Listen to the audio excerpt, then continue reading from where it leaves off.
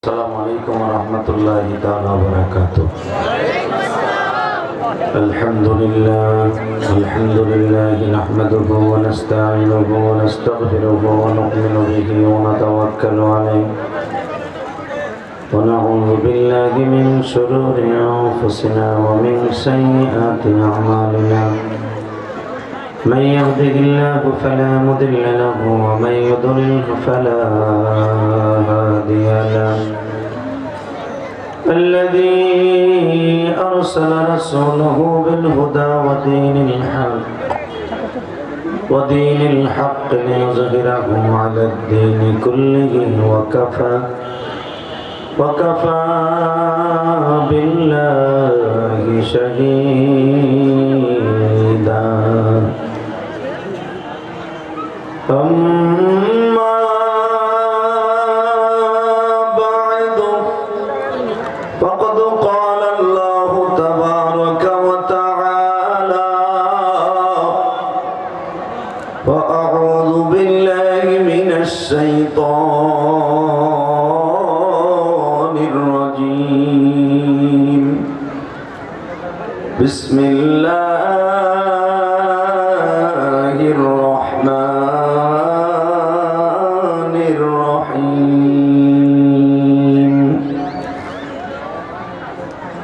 وآتينا موسى الكتاب وجعلناه هدى لبني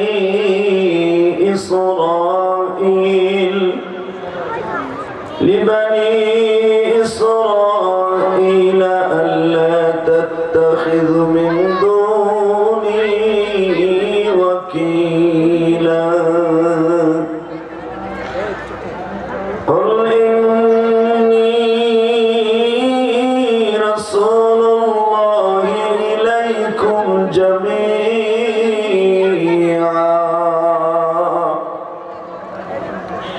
وقل رب ارحمهما كما ربياني صغيرا.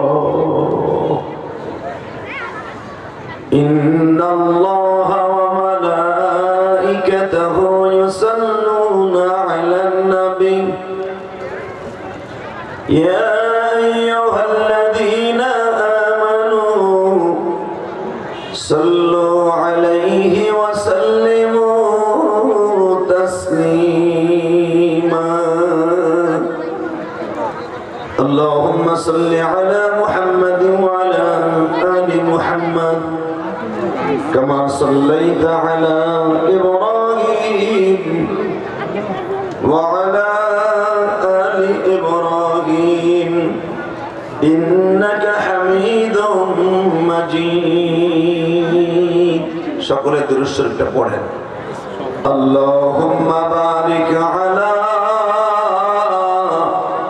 محمد وعلى آل محمد كما باركت على إبراهيم وعلى آل إبراهيم إنك حميد مجيد. একসাথে বলেন, সমস্ত প্রশংসার মালিককে। দুই হাত উঁচা করে বলেন, উঠেন আরো জোরে উঠেন, ডাক দেন আল্লাহ, দেন আরো জোরে ডাক দেন। আল্লাহ দেখো কি সুন্দর তোমার ডাক দিছে। আল্লাহুম্মা আমিন। আল্লাহ এদের জীবনের গুনাহ মাফ করে দাও। আল্লাহ এদের ছেলে মেয়েদেরকে আমার চাইতে বড় আলেম বানিয়ে দাও। আজকের মাহফিলের মহাপরিচালক অনেক দিন ধরে হুমায়ুন ভাইয়ের সাথে আছে আবুল কালাম সাহেব এবং আমিনুল ইসলাম। এই মানুষটা আমার অত্যন্ত প্রিয় মানুষ। দেখছি কাঁচা দাড়ি, এগুলো এখন সোনের মতো পাইকে উলা হয়ে গেছে। বয়স কিন্তু আমার চাইতে বেশি না, বরঞ্চ কমই হইব। সবকিছুর মালিককে এই আমিনুল সাহেব আমি দেখছি খুব বড় মনের মানুষ। আসলে যার প্রশংসা সামনাসামনি করা ঠিক না, আর আমি কাউরে প্রশংসা সহজে সামনাসামনি করি না। তো যাই হোক, এরাই দুইজন আগলি রেখেছেন, কোরআনের এই মজমাটাকে ধরে রাখার সুযোগ করে দিয়েছেন এই হুমায়ুন চৌধুরীকে। আসলে হুমায়ুন চৌধুরী কিন্তু আলেম মানুষ না, আলেমরা তার পিছনে সাপোর্ট না দিলে এত বড় মজমা করা সম্ভব না, ঠিক না? আর হুমায়ুন চৌধুরী এমন একটা মানুষ, সে আলেম প্রিয় মানুষ, এবং তার চাইতে বেশি প্রিয় তার ওয়াইফ, তার বিবি। তার ওয়াইফ এত পরিমাণ ভালোবাসে আলেম ওলামাকে, আপনি যদি করেন তাহলে আমরা কেমনে বুঝবো? আমরা কি আর বাসায় দাওয়াত খাইছি? আমরা খাওয়ান লাগবো না, আমি কই আপনি শুনেন। যে কোনো আলেম, ওই যে আমিনুর সাহেব আছে, আবুল কালাম সাহেব আছে, জিজ্ঞেস করবেন, ওনারা তো এলাকার মানুষ, আমি তো কেরানীগঞ্জে। উনি বছরে অন্তত কয়েকবার আমার জন্য খাবার পাকায় এসে কেরানীগঞ্জ আমার বাড়িতে যায়। এই আবুল কালাম আজাদের দাওয়াত দিয়ে খাওয়ায়, আমিনুর সাহেবের দাওয়াত দিয়ে খাওয়ায়। আলহামদুলিল্লাহ বলতে পারলেন না? এখন যে মহিলা প্যান্ডেলের আল্লাহর বান্দিরে আছে, হেরা রাগ করবো, দেখো হে খাওয়াই দে, হুজুরে প্রশংসা করে, তুমিও খাওয়াইও, তোমার 1.5 কেজি প্রশংসা করবো। আমরা হুজুরে খাওয়াইলি খুশি, ঠিক না ম্যাডি? জোরে কর, আরো জোরে। একজন আগ করে রয়েছে, কি চিন্তা চিন্তা করে খাওয়াইছে আপনার, আমি কথা কই লাভ কি? আর লাভ আছে তা আপনিও খাওয়ান পাইবেন, একটু পরে দিন আপনার। আল্লাহু আকবার বলেন তো। আসলে আমি যখন কেরানীগঞ্জ থেকে আসতেছিলাম আজকে রাস্তায় অন্তত 10টা মাহফিল দেখলাম। আপনাকে বাগমারাও মাহফিল দেখলাম আজকে। বাগমারা শোনা আড্ডা আছে, বহুত মাহফিল, তার ভিতরে হুমায়ুন চৌধুরীর মাহফিল আজকে এত মানুষ হবে আমি কল্পনা করিনি। আলহামদুলিল্লাহ বলেন। এই যে দুলাভাই পোলার এদিকে এখন এই যাইসটা হনে মগা, তুই জানলাকে টিসপিটিস করে শরীরে পাবি না, তুই আইডো এদিকে হনে, তুই যাইসটা দিকে গোরকালা পোলা এদিকে আয়, পাবি না তোর জিনিস। বহানে ওহেনে বইও সেটিং করতেছে, তা না? খেতার মধ্যে কুতকুত খেলায়, এনে বইও কুতকুত খেলায়।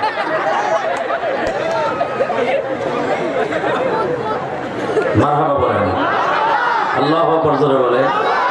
আল্লাহ পোলাটা আমার কথা রাখছে। এই যে নোটিশটা তুই যাইস না, বল এদিকে হুন, তুই গেলি গা, তুই পাবি না, যা।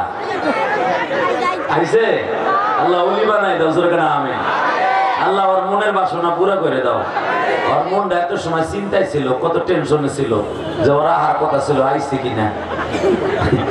হোক বা না হোক, জান্নাতে তুই পাবি। আল্লাহুম্মা আমিন বলেন তো। সর্বময় ক্ষমতার মালিক কে? জলদি বহে রে, ওই লম্বা বেড়া, একসাথে বলেন, সর্বময় ক্ষমতার মালিক কে? আবুল কালাম আজাদ ভাই আইছে নাকি? আবুল কালাম ভাই আইছে? আশফাক ভাই আইছে? মারহাবা।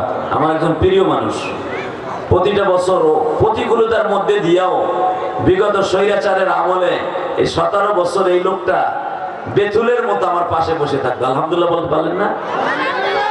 এই সমস্ত মানুষের নাম বলতে গেলেও, এই আবু আশফাকের নাম যখন আমি বলতাম এই মাহফিলে, ওয়াজ থেকে নামার পরে আমার ফোন দিত, কেউ প্রশংসাটা বেশি হয়ে গেল না?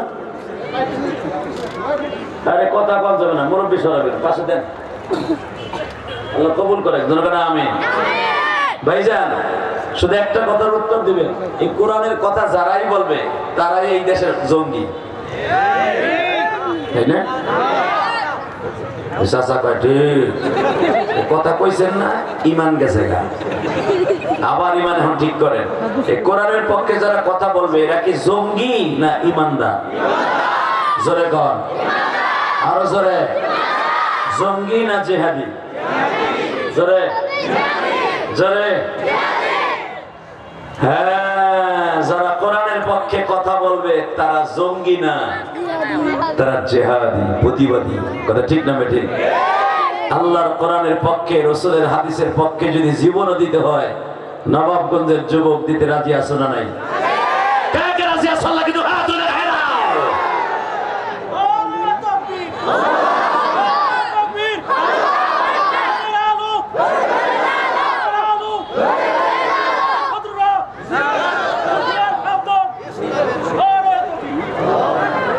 মাহফিলের মাঝখানে তাকবীরদের মতো কেউ নেই? এই যুবক, ইসলামের জন্য, কোরআনের জন্য যদি কখনো জীবন দিতে হয়, রাজি আছো না? লিল্লাহি তাকবীর, লিল্লাহি তাকবীর। দিন ইসলাম, দিন ইসলাম, আল কোরআনের আলো সারা বাংলায় জ্বলো, সংসদে জ্বলো, আমার নেতা তোমার নেতা তিনজনে কয় আর সব বিরিয়ানির পাগল এরা কি নবীর পাগল আমার নেতা তোমার নেতা বিশ্বনবী মুস্তাফা লিল্লাহি তাকবীর আল্লাহু আকবার দিন ইসলাম কায়েম হোক জিন্দাবাদ না কায়েম হোক বড়া কায়েম দিন ইসলাম কায়েম হোক আল কোরআনের আলো ঘরে ঘরে জালো সংসদে চলো আল কোরআনের আলো লিল্লাহি তাকবীর আল্লাহু আকবার আমার সবচেয়ে বড় কষ্ট লাগে কি জানেন যখন দেখি সংসদে একটা মুসলমান 95% দেশে সংসদের ভিতরে কোরআন তেলাওয়াতের পরেই একটু পরেই দেখি শুরু হয় নমো নমো গগয়ন ঈশ্বর হরিপদ পদম পদম ফম ফম ফম ফম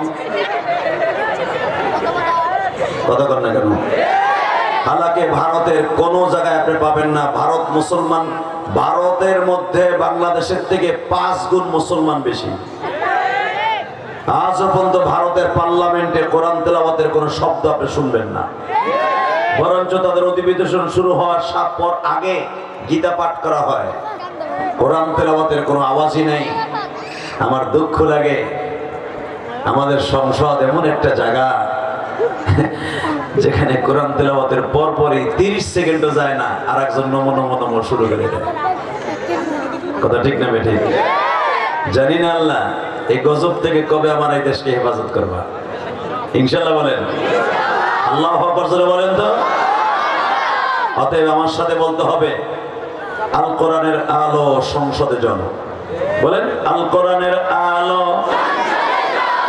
লিল্লাহি তাকবীর লিল্লাহি তাকবীর মাশাআল্লাহ এবার আমার দিকে তাকাবেন রেডি আউযু বিল্লাহি মিনাশ শাইতানির রাজীম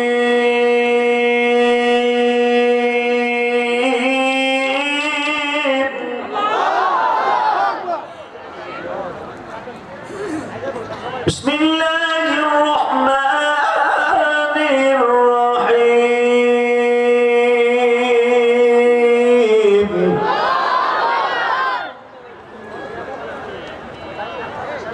وقل رب ارحمهما كما ربياني صغيرا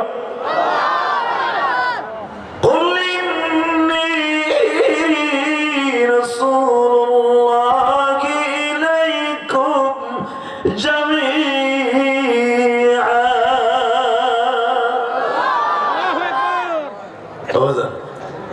এদিকে আমার দেখতে থাকা দুনিয়ায় যদি এমন একটা ট্যাবলেট আপনি পাইতেন এমন একটা ইঞ্জেকশন পাইতেন যেটা একবার নিলে 1 বছরে হায়াত বাইরে যায় যদি এমন একটা ট্যাবলেট পৃথিবীর কেউ আবিষ্কার করতো আমেরিকা হোক জন্ম নিয়ন্ত্রণ বড়ি এই যে মহিলারা যেগুলা খায় ছেলে মেয়ে আসবে না মায়া বড়ি আর কত কিছু আছে না এ বুড়া চাচা কথা কও তোমার বড়ি কত খাওয়াইছো বুড়া বসে পোলা পান্নি বানাবি দেখেন হুক করে বই থাকে বেটা এই পৃথিবীতে যত জন্ম নিয়ন্ত্রণ বড়ি আছে না তারা লেখা দেয় এত বছর পর্যন্ত ছেলে মেয়ে হবে না বন্ধ লেখা দেয় না কিন্তু আজ পর্যন্ত কেউ একটা ট্যাবলেট আবিষ্কার করতে পারে নাই যে একটা খাইলে 1 বছরে হায়াত বাড়বে কথা বল ক্যান্সারের ইনজেকশন আবিষ্কার হয়েছে পৃথিবীর বড় বড় ডায়াবেটিসের ঔষধ আবিষ্কার হয়েছে অনেক ঔষধ আবিষ্কার হয়েছে আজ পর্যন্ত এমন কোন ঔষধ আবিষ্কার হয় নাই যে ঔষধটা একবার খেলে 1 বছরের হায়াত বাড়বে কিন্তু আমার নবী বলেছে আমি একটা ঔষধের কথা বলে যাব একবার খাইলে 1 বছর হায়াত বাড়বে বুড়া আগ করে রয়েছে যুবক চিন্তা করে তো হুজুর কয়ে জানে ট্যাবলেটটা আমি ডেইলি খাবো আমি সহজে মরবো না ফেরাউনের মতো 400 বছর শীত হয়ে থাকবে না আমার বিশ্ব নবী বলে সুম্মাতেরা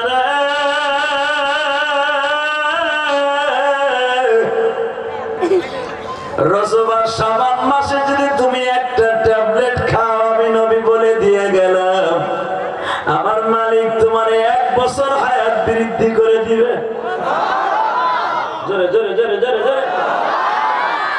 আমি বলছি না রাসূল বলছে? যদি আপনি আমার কথা বিশ্বাস করেন বেঈমান হয়ে যাবেন। যদি কোনো আমার উম্মত এই দোয়াটা 5 ওয়াক্ত নামাজের মধ্যে পড়ে 1 বছর আল্লাহ তাকে হায়াত বোনাস দান করবে। ওই দোয়াটা এখন আমার সাথে পড়বেন। রেডি? আল্লাহুম্মা বারিক লানা ফি রজব ওয়া শাবান ওয়া বাল্লিগনা রমজান। আমার মা বোনরা এখানে আসছেন না, আমি বলে গেলাম পৃথিবীর কোন ডাক্তার আপনার হায়াত বাড়ানোর সিস্টেম দেয় নাই, নবী দিয়ে গেছে। আমার নবী বলেছে ইদা দাখালা রজব আল্লাহুম্মা বারিক লানা ফি রজব ওয়া শাবান ওয়া বাল্লিগনা রমজান। কেউ যদি এই দোয়াটা 5 বেলা নামাজের পরে কোন মহিলা পুরুষ পড়ে আল্লাহ তাকে 1 বছর নেক হায়াত বাড়ায় দিবে। পৃথিবীর কোন ডাক্তার ঔষধ আবিষ্কার করতে পারে হায়াত বাড়বে, আমার নবী বাড়াই দিয়ে গেছে। আর যদি আপনি এই হাদিসকে ইনকার করেন, অস্বীকার করেন যে হুজুর বানায় কইতেছে, সাথে সাথে আপনি কাফের হয়ে যাবেন। জানেন এই হাদিসটা কত সহিহ? আল্লাহু আকবার জোরে বলেন তো। বলে পড়েন আমার সাথে আল্লাহুম্মা। প্রেম লাগায় পড়েন। এই সাদা দাড়ি কিন্তু কাঁচা হবে না, হায়াত বাড়বে। আল্লাহুম্মা বারিক লানা ফি রজব ওয়া শাবান ওয়া বাল্লিগনা রমজান। কোন মহিলা যদি ভাত পাক করার সময় এই দোয়াটা পড়ে সকালবেলা ফজরের নামাজ পড়ে ভাত পাক করতে যায়, তার সন্তান কোনোদিন বেঈমান হবে না, তার সন্তান নেককার হবে। বলেন তো আল্লাহু আকবার। কোন মহিলা যদি এই দোয়াটা পড়ে ইশাকের নামাজের ওয়াক্তে 5 ওয়াক্ত নামাজের মধ্যে, রব্বুল আলামিন বলেন আমার নবী বলার কারণে আমি ওই মহিলার যত বালা মুসিবত আছে দূর করে দিব, তার ঘরের মধ্যে রহমান ঢুকাইয়া দিব। কারণ এই দোয়াটার অর্থ কি আগে শুনেন? আল্লাহুম্মা বারিক লানা। হে মালিক, হে রব, আমার প্রভু, পালন কর্তা, লালন কর্তা, রিজিক দাতা, হায়াত দাতা, চেহারা সুন্দর করনে वाला, চেহারা পালারে যে সুন্দর করা যায় না। কথা বল না কেন? এখানে পুরুষের চাইতে মহিলা বেশি হইছে, এটা কথা শিখাই দিয়া যায়। এই দোয়াটা 41 বার পরে পানির মধ্যে আপনি নিজেটা নিজে ভু দিয়া প্রতিদিন মুখ ধুইবেন, আপনার মুখে আর গোটা থাকবো না, মাইসতে থাকবো না। আপনি তো পার্লারে দৌড়ান 700-1000 করে দিয়ে ওই পার্লারে বিড়ি গো, পার্লারে বেডারা ঠিক করে না বিড়িরে ঠিক করে আল্লাহ ভালো জানে। এখন উনি বেডা গো বিড়িরা বলে ঠিক করে, আস্তে কথা বলে তাই তুই মরে থাকবা। আরেক বিডি আরেক বেডার মেসেজ করে দেবে, মেসেজ পার্লারে। আপনি কম তো এটা কি পুরুষ না হিজলা? তোমার যদি মহিলা মেসেজ করে এটাও বাংলাদেশে গজবের জায়গা আছে, আছে না নাই? বিশ্বাস না হয় গুলশান বনানীতে বিগত সরকার আমলে দেখেছো, এখন কিছু কিছু ধরা খাচ্ছে। আল্লাহ এই গজব থেকে আমার বাংলাদেশটাকে হেফাজত করো। আপনি কি জানেন এই মেসেজ পালার সর্বপ্রথম আবিষ্কার করছে আমেরিকা, থাইল্যান্ড।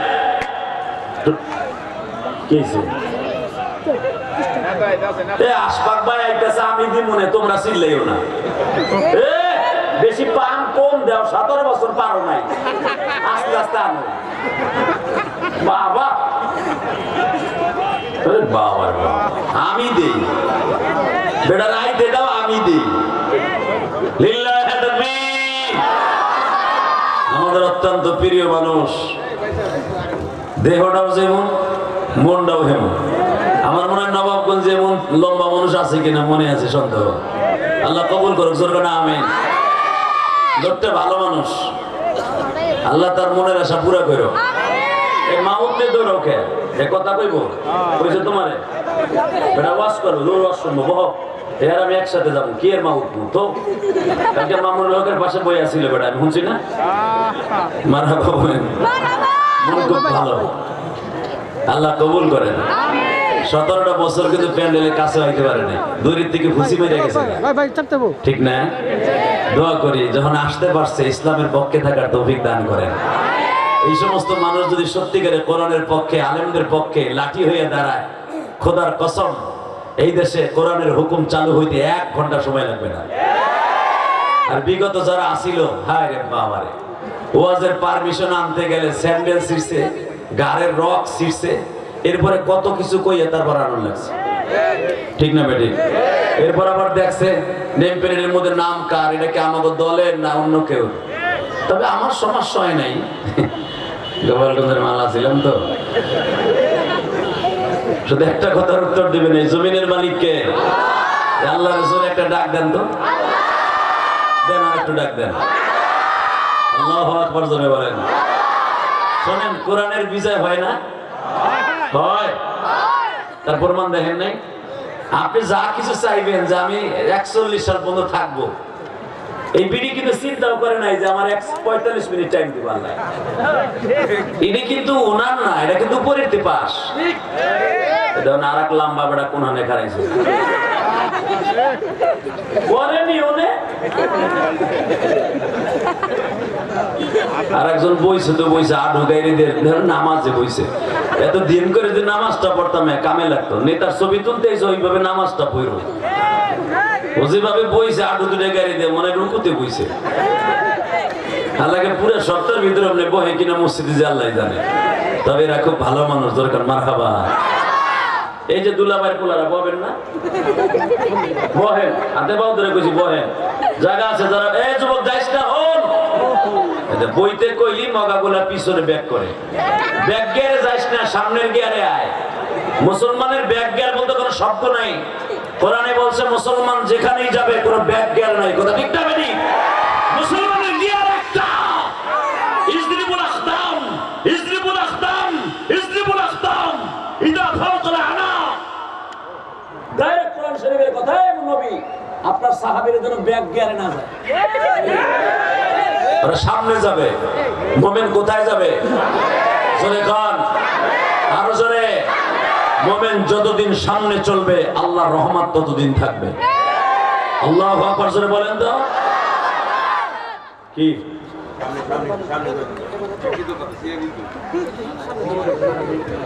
মাশাআল্লাহ, তুমি বেড়ার না এ ভাই হরক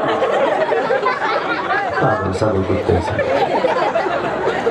তাহলে পড়ছি। এবার হুমায়ুন সুদরি কইতে কোনডারে লইছে আল্লাহ জানে, ওনার ক্যামেরা লেগে নেতারে সরায় না, তোর ঠ্যাং সরাবে বেড়াচ্ছে, ওই যে বেড়া আছে আরে বসে বেড়া দেখবো কেমনে, হ্যাঁ বেড়া লেগে তোমার সুবিধাটা হলো যে আমার বাবারা বই রয়েছে, ওই বেড়া আমার দেখবো না, ও ঠ্যাঙের লেগে টেনে লিখছে বেড়ার সামনে।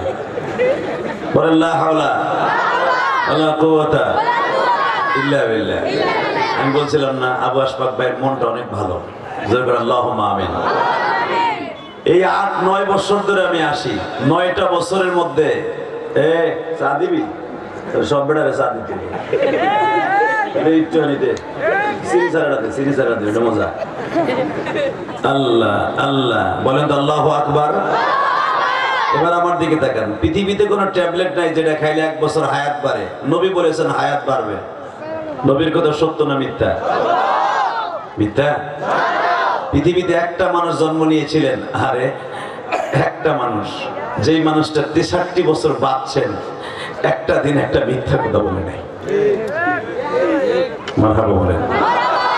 এবার কানবেন, বহুত আসছেন। মুসা আলাইহিস সালাম আল্লাহর সাথে কথা বলতেছেন, বাইতুল মুকাদ্দাসে ইমামতি করতেছেন। হঠাৎ করে মুসা আলাইহিস সালাম জিজ্ঞেস করেন, আল্লাহ আমার জাতির পিতা ইব্রাহিম 2টা কিবলা বানাইছে, মারহাবা বলেন, 2টা মুসাল্লা। একটা তো বুঝলাম ইব্রাহিম আলাইহিস সালাম ইমামতি করছে বাইতুল মুকাদ্দাসে, এই বলা হয় একটা মুসাল্লা মেহরাব বানাইছে, আমার জাতির পিতা ইব্রাহিম নামাজ পড়াইছে, ইমামতি করছে। ইসাক আলাইহিস সালাম ইমামতি করছে, ইয়াকুব আলাইহিস সালাম ইমামতি করছে, ইউসুফ আলাইহিস সালাম ইমামতি করছে।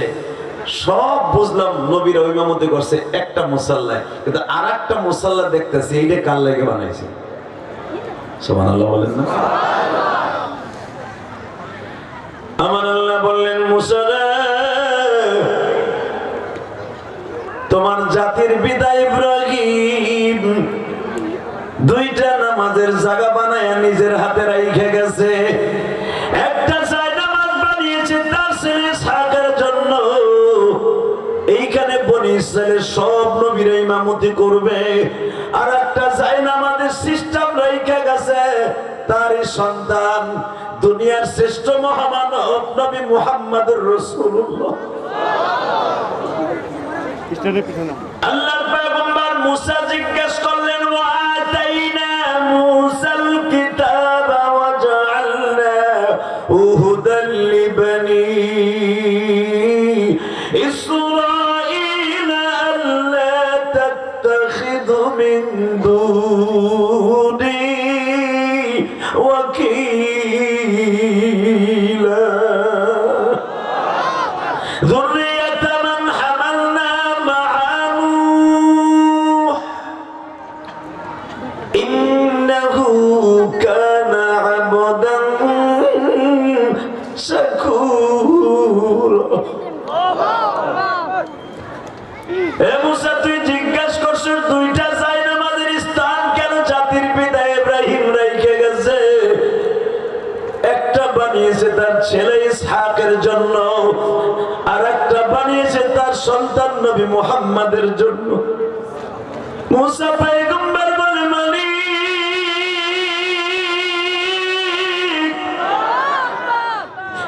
আমার জানা মতে এই জামানায় 1000-এর উপরে নবী দুনিয়ায় আছে।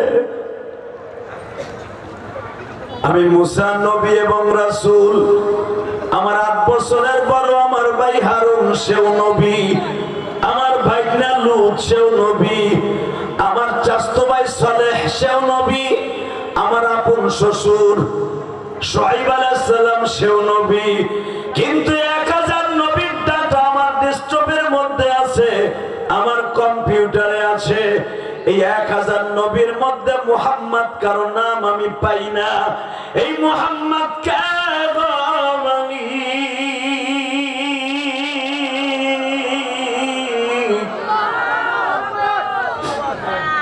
আমার আল্লাহ বলে, মুসা রে, ওই নবীর তুই তোর কম্পিউটারে তালাশ করে পাবি না, কারণ তোর 3000 বছর পরে আমার এতিম নবী মক্কার ভূখণ্ডে জন্ম নিবে। হ্যাঁ, সুবহানাল্লাহ। বাইতে যায় কইব, আরো জোরে কও। যারা আমার নবীর প্রশংসা শুনে সুবহানাল্লাহ জোরে বলবে। এই কোরআন হাতে নিয়ে বললাম, আপনি কোন দল করেন আমি জানি না। যদি আমার নবীর কথা শুনে কারো চোখে পানি আসে আর সুবহানাল্লাহ, আল্লাহু আকবার, আলহামদুলিল্লাহ জোরে বলে, রব্বে কারীম তাকে এখান থেকে উঠাইয়া কোনোদিন বেঈমান করে মারবে না। শুনেন, সুবহানাল্লাহ বক্তায় যদি বলে বলেন সুবহানাল্লাহ, যদি আপনার বলাইয়া বলতে হয় তাহলে অর্ধেক সওয়াব। আর যদি আপনি বুঝেন এইখানে সুবহানাল্লাহ বললে বলতে হবে, তাহলে আপনি পুরা সওয়াবের মালিক হবেন। মহিলা মা বোনেরা, আপনারা বুঝবেন কোন জায়গায় সুবহানাল্লাহ বলতে বলবো। কিছু কিছু মহিলা আছে ওই প্যান্ডেলের মধ্যে বইয়েই উকুন মারা শুরু করে। কথা বল না। এই যে আশফাক ভাই ভাই আমার কাছে একটু নালিশ করে গেছে, ওদের খালি পুরুষের রস করেন, মহিলাকে কই, মহিলারা আমার কথা বলে মনে হয় বেড়ায় বিপদই আছে আমার মনে হয়। কালাম ভাই কয়ে গেছে, ভাত খাইতেছে একসাথে, হুজুর কইেন তো একটু দিয়ে আজকে, হুজুর আজকে খালি মহিলা গোয়াস করবে। কি লেগে বেড়া ভেটা বয়ে রয়েছে মহিলা, আমি জানি না, তবে এইগুলোর উপর হওয়ার কারণও আছে। কথা বল না কেন? 1 নাম্বার কারণ হলো, দেখবেন আমি আমার মাদেরকে বুঝাই যাই, স্বামীর সামনে জীবনেও সাজবে না। কথা বল না কেন? যদি শোনে চলো মুসলমানিতে যাবো, তার একদিন আগে তা পালারে যায়। কথা বল আরো জোরে জোরে। ওই দেখেন দুটো নাবালেক পোলা কি জোরে জোরে চিল্লাইতেছে, যে যে, আর হ্যাঁ সামনে বুড়া বেড়া, হে বেড়া কি অত্যাচারের মধ্যে আছে, বউর অত্যাচারে এ বেড়া কথা পায় না। কথা বলেন না কেন? জোরে। বউ তো অত্যাচার করবে না, করবে কি? কর দুঃখ কার কাছে রাখবেন? হে গেছে, হে আইতেছে, এরা দুজনও কিন্তু লেডিস। কথা বলেন না কেন? সে গেছে আর একজন আইতেছে। মনে রাখতে হবে। আমি আমার মাদেরকে বলবো, একটা কথা মনে রাখবেন, রাজনীতি আমি করি না, রাজনীতির র আমি জানি না, শুধু একটা কথা জানি, কোরআনের বিরুদ্ধে কেউ কথা বললে তখন আর কোনো দল থাকবে না। নবীর বিরুদ্ধে কথা বলে কোনো দল থাকবে না। আলেম ওলামাকে ইন্ডিকেট করে কথা বলে তখন আর দল থাকবে না। কোরআন হাদিসকে নিয়ে যদি কেউ ব্যঙ্গ করে তখন আর দল থাকবে না। কিসের আওয়ামী লীগ, কিসের বিএনপি, কিসের জামাত, কিসের হুজুরগ দল, সব এক হয়ে দাঁত ভাঙা জবাব দিব শাহজাহান আমার নির্দেশে। কথা ঠিক না বেটে?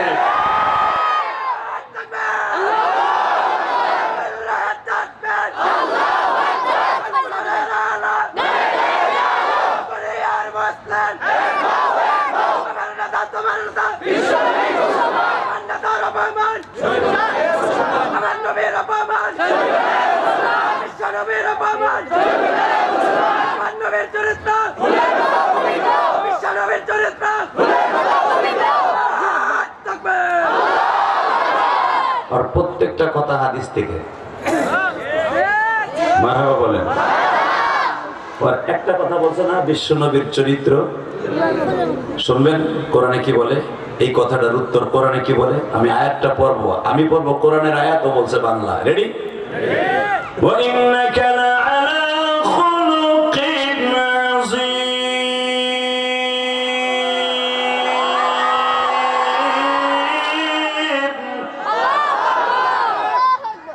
আমার নবীর চরিত্র আমি কই নাই, কে কইছে?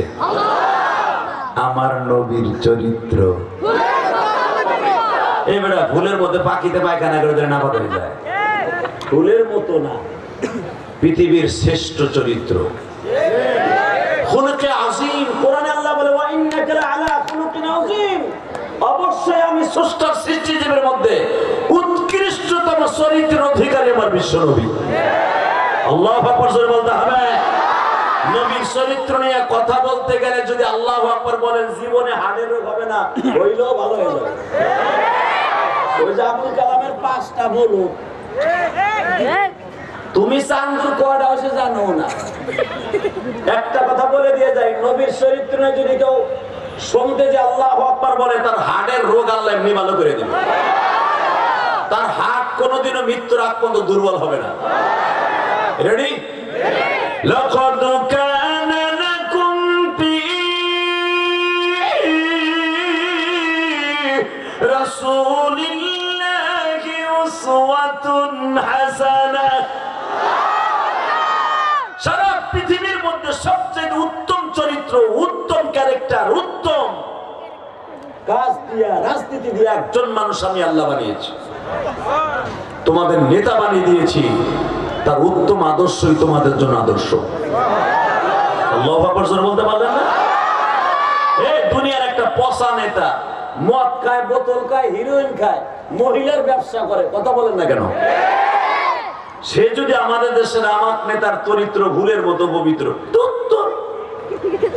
নামাজ নাই একক তো আবার নেতা, কথা বলে না কেন? নেতা তো তাকেই বলে যেই নেতা তার কর্মীর থুয়ে পালাবে না।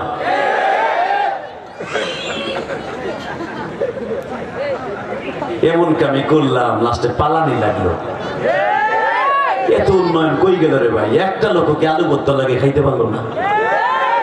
তাহলে বোঝা গেল আমার উন্নত, আমি যে উন্নত করেছি পরের কাজটা খয়রাত করে আই না, ঋণের বোঝা করে করছি। একজনে দেখে কি প্রতিদিন ইলিশ মাছ, কই মাছ, দেশি শিং, কদু দিয়ে ঢেলি পাক করে খায়, সাদা লুঙ্গি একটা পড়িয়া খালি যায় হুমায়ুন চৌধুরী বাড়ির সামনে দিয়ে যায় আর যায় চা আর খায়, চার দোকানে বসে ঠ্যাঙ্গের বা ঠ্যাং দিয়ে চা টানে, বামার দেবী সিগারেট টানে, তাও একটা দুটো টাহার না 50টার সিগারেট টানে। বেটা জি গায় ও এরকম ভালো ভালো খায়, তো ইনকাম দেখি না। লাস্টেও কয় ভাই আমি তোকে দেহানের লেগে বেশি আর খাই, বেশি আর খাই, একেবারে কই না বেশি, একজনই 3বারও বেশি বেশি তোকে দেখাই। আমার সাদা লুঙ্গি আছে, আমি সবচেয়ে বেশি সুখী। আসলে আমি কিচ্ছু নাই, আমার বেঁচে বেঁচে সব শেষ করে এলেছি। রাস্তাঘাট ঠিকই হয়েছে, সবকিছু শেষ করে দিয়েছে ঋণ করে, কথা বলে না কেন? শুধু একটা কথার উত্তর দেবেন, এই জমিনের মালিককে। আল্লাহ যদি শান্তি না দেয় পৃথিবীর কেউ শান্তিতে থাকতে পারবে না। আল্লাহু আকবার জোরে বলেন তো, আল্লাহু আকবার আরো জোরে বলতে হবে। পৃথিবীতে একজন নেতাই ছিলেন, জীবনে কোনোদিন তার নেতা তার কর্মীদেরকে রেখে কোনোদিন পলায়ন করে নাই। তার জ্বলন্ত প্রমাণ এখন আমি দিয়ে দেব। রেডি? উহুদের মাঠ, নবীর দাঁত দুইটা ভেঙে গেল। নেতা কারে কয়? দাঁত দুইটা ভেঙে গেল। হযরত আলী বললেন, নবী গো, আপনারে ঘাড়ে করে বাসায় রেখে আসি। নবী আমার বলে, 70 জন সাহাবী মারা গেছে, আরো প্রায় 60 জনের মতো অসুস্থ, তুমি সহ অসুস্থ। আমি আমার এই অসুস্থ সাহাবীদেরকে রেখে আমি বাসায় যে ঘুমাবো, যদি মরতে হয় এদের সাথে মরবো। আল্লাহু আকবার জোরে বলেন। হযরত আলী বলেন, আমার জীবনে নেতা দেখছি, আমার নবীর মতো চরিত্রবান নেতা কোনোদিন পাই নাই। এবার আমার দিকে তাকাবেন আর কানবেন যদি জীবনে মদিনায় যাইতে চান। যে যেমনি দাঁড়ায় আছেন, বসে আছেন, 2 ফোঁটা চোখের পানিতে আমার মওলার এখন দেখাই দিবেন। বাজানরে হযরত আলী বিশ্ব নবীর কানে কানে বলে, নবী গো, আপনার যত পরিমাণ রক্ত খনন হয়েছে, আমার মন বলে আপনি অসুস্থ হয়ে যাবেন। আমার নবী বলে, আলী রে, আমি দেখতেছি উহুদের মাঠে অনেক সাহাবীর চোখ দুইটা নাই, অনেক সাহাবীর দেখতেছি এক হাত নাই, বাম হাত আছে, অনেক সাহাবীর দেখতেছি একটা পাও নাই, কোপ দিয়া বেঈমান গুলো ফেলে দিয়েছে। অনেক সাহাবী দেখতেছি 2টা পা উহুদের মাঠে নাই রে আলী, বল আমি এই অন্ধ লুলা সাহাবীদেরকে রেখে কেমনে বাড়িতে পারি জমাই? বাজান, এই যে আমার মাথায় যে চুল দেখতেছেন, এই চুলটা আমি আজকে কেটেছি বাবা। এই চুলটার আগের চুলটা আমি মক্কার থেকে রেখে আসছিলাম। এ আমার নবাবগঞ্জের কলিজার টুকরা ভাইরা, এখন দিলটা নরম করে আমার মালিকরে বুঝাইয়া খাও, আল্লাহ দুনিয়ায় কয়দিন বাঁচবো জানি না গো আলী।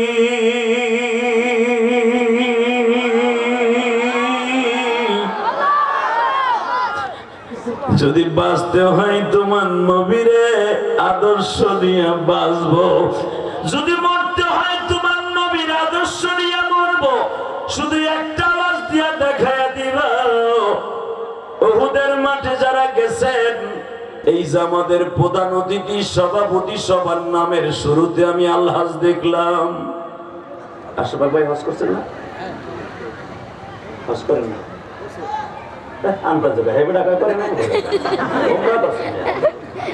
মারহাবা বলেন। ওমরার হস্তে একই, এই যে যাবে ইনশাআল্লাহ বলেন। মাশাআল্লাহ, আল্লাহ জোরে করেন মারহাবা। পরশুদিন এই জুমনার থেকে, এখন গণ গণ যাবেন, ইলেকশনের আগে যাবেন, হেবেড়া কাছে চাই হবেন। মারহাবা কর। ওইখানেই তো সব, হাসলেন কেন? ওইখানেই তো সব, ওইখানেই তো সব কথা, ঠিক না বেঠিক?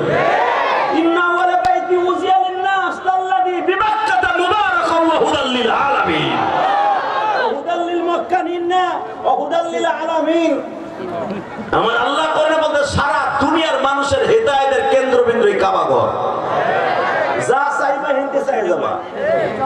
এই জন্য দেখেন না, এমপির নমিনেশন জমা দিয়েই মক্কায় যায় কোনো কোনো।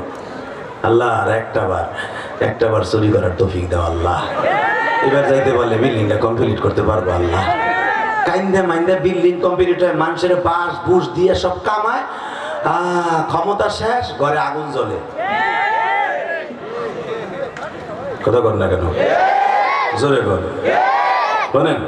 2 জনের ক্ষমতা কোনোদিনও যাবে না ইনশাল্লাহ বলেন। যারা সৎ চরিত্রের, এই যে আবু আশফাক, কি হয়েছে বেটা? যেমনি আসলে আমি তো পালাই রয়েছে, হয়তো কিছু করে নাই। যে জুলুম করবে না সে জুলুমের শিকার হবে না। কোরআন হাতে নিয়ে বললাম। বিএমপি যারা করেন, আমি গোপালগঞ্জের ছেলে, আপনি নবাবগঞ্জের ছেলে, গঞ্জে গঞ্জে ঠিকই মিলে আছে, কথাগুলো মিল রাখবেন। আপনি জুলুম করবেন না, আপনি জুলুমের শিকার হবেন না। আল্লাহু আকবার জোরে বলতে হবে। সরকার যেই পরিমাণ জুলুম করছে এর 50 গুণ জুলুম সহ্য করবে, তারপরে কথা কর না কেন? জোরে বলেন, আরো জোরে, আরো জোরে। একজন আলেমের কথা শুনে আসবো আশফাক ভাই আসছিল, সে আপনাকে এখানে নাম বলবো না, আমি চোখের পানি ধরে রাখতে পারি নাই। 11 দিন চোখ বন্ধ করে জাইঙ্গা পড়াইয়া পিঠ পর্যন্ত এইভাবে বাইন্ধে থুয়ে দিছে। 11 দিন, 11 দিন এইভাবে পিছনে গিরিলের সাথে বাইন্ধে থুয়ে দিছে। অজুর পানি চাইছে, হিন্দিতে সে বলে তোর অজুর পানি ভরে দেব। তখন আমার কয় জেহাদি ভাই, নিজের কথা তো নিজে বলতে পারি না, তুই বলিস ভাই, তুই বল। নাম কবি না, খালি কবি যেটা করছে। আলো নাই, বাতাস নাই, চৈত্র মাসের গরম, সমস্ত শরীরের কোনো ঘাম ছিল না, ঘাম শুকাইতে শুকাইতে এই শরীরের লবণ সাদা সাদা উঠে যাইত। 11 দিন খাওয়ার নাই, গোসল নাই, অজুর পানি চাইছি দেখে রমজান মাস আমারে বলে পানি বইরে দেব। সরকারের বিরুদ্ধে কথা কস, নদীতে বাস করে কুমিরের সাথে যুদ্ধ করস। যে আলি ভাই হাত দুইটা তো বান্দা, কার কাছে কমু? ঠোঁট দুটো লড়াই লড়াই বললাম, আল্লাহ তুমি দেখতেছো না? তুমি দেখো না? মানি এই কোরআন হাতে নিয়ে বললাম, আমার আল্লাহ দুইটা জিনিস কোনোদিন সহ্য করতে পারে না নবাবগঞ্জের কলিজার ভাইরা। 1 নম্বরে গরিব মানুষের চোখের পানি, 2 নম্বরে মা বাবার চোখের পানি। আল্লাহ কোনোদিন সহ্য করতে পারে? ঠিক না ভাই? ঠিক জোরে কন, আরো জোরে। কথায় কথায় এসে গেল। আমি একটা ঘটনা আপনাদের সামনে তুলে ধরি। মাঝে মাঝে আমি বলি আপনাদের হেদায়েতের জন্য, আশফাক ভাইয়ের সামনে বলে যাই, নেতারা যারা আছেন তাদের সামনে বলে দিয়ে যাই। গুলশান বনানীর নাম শুনছেন না? এখানে কোনো গরিব বাস করে না, এখানে সব ধনী। একটা ফ্ল্যাট কিনতে হলে 2 কোটি 2.5 কোটি টাকা লাগে, একটা ফ্ল্যাট কিনতে 5 কোটি টাকাও কিন্তু লাগে। কথা বলেন না কেন? যে 2 কোটি 2.5 কোটি টাকা দিয়ে আপনি 5 কাঠার উপরে নবাবগঞ্জে বাড়ি করতে পারবেন, 5 তলা বাড়ি করতে পারবেন। এই মুসলমানের পোলা এই গুলশান বনানীতে ডিস্ট্রিক্ট জজ ছিল আকরামুজ্জামান সাহ। নামটা কেন বললাম? আপনি চিনবেন না এই জন্য বললাম। আকরামুজ্জামান সাহ ছিল এই গুলশান বনানীর ডিস্ট্রিক্ট জজ এক জায়গার, ওই জেলার নাম বলবো না। একই কলেজে একই জায়গায় 2 বন্ধু মেট্রিক পরীক্ষা দিচ্ছে, অনার্স মাস্টার্স পাস করে এরপরে অন্য ডিপার্টমেন্টে পিএইচডি করে আল্লাহর শুকর সে অ্যাডভোকেট হয়েছে, ডিস্ট্রিক্ট জজ হয়েছে। অনেক আপারে চলে গেছে সরকারি ডিস্ট্রিক্ট জজ। কি মনে করলেন আপনি? একটা যার কলমের খোসায় অনেক কিছু হয়। কথা ঠিক না বেঠিক? এই ডিস্ট্রিক্ট জজ আকরাম আলী সাহেবের সাথে সেই বাল্যকালে, সেই ঠাকুরগাঁয়ে, রংপুর, খাটাকুরগা, পীরগঞ্জ, এখানে একসাথে এক স্কুলে পড়তো উত্তরবঙ্গে।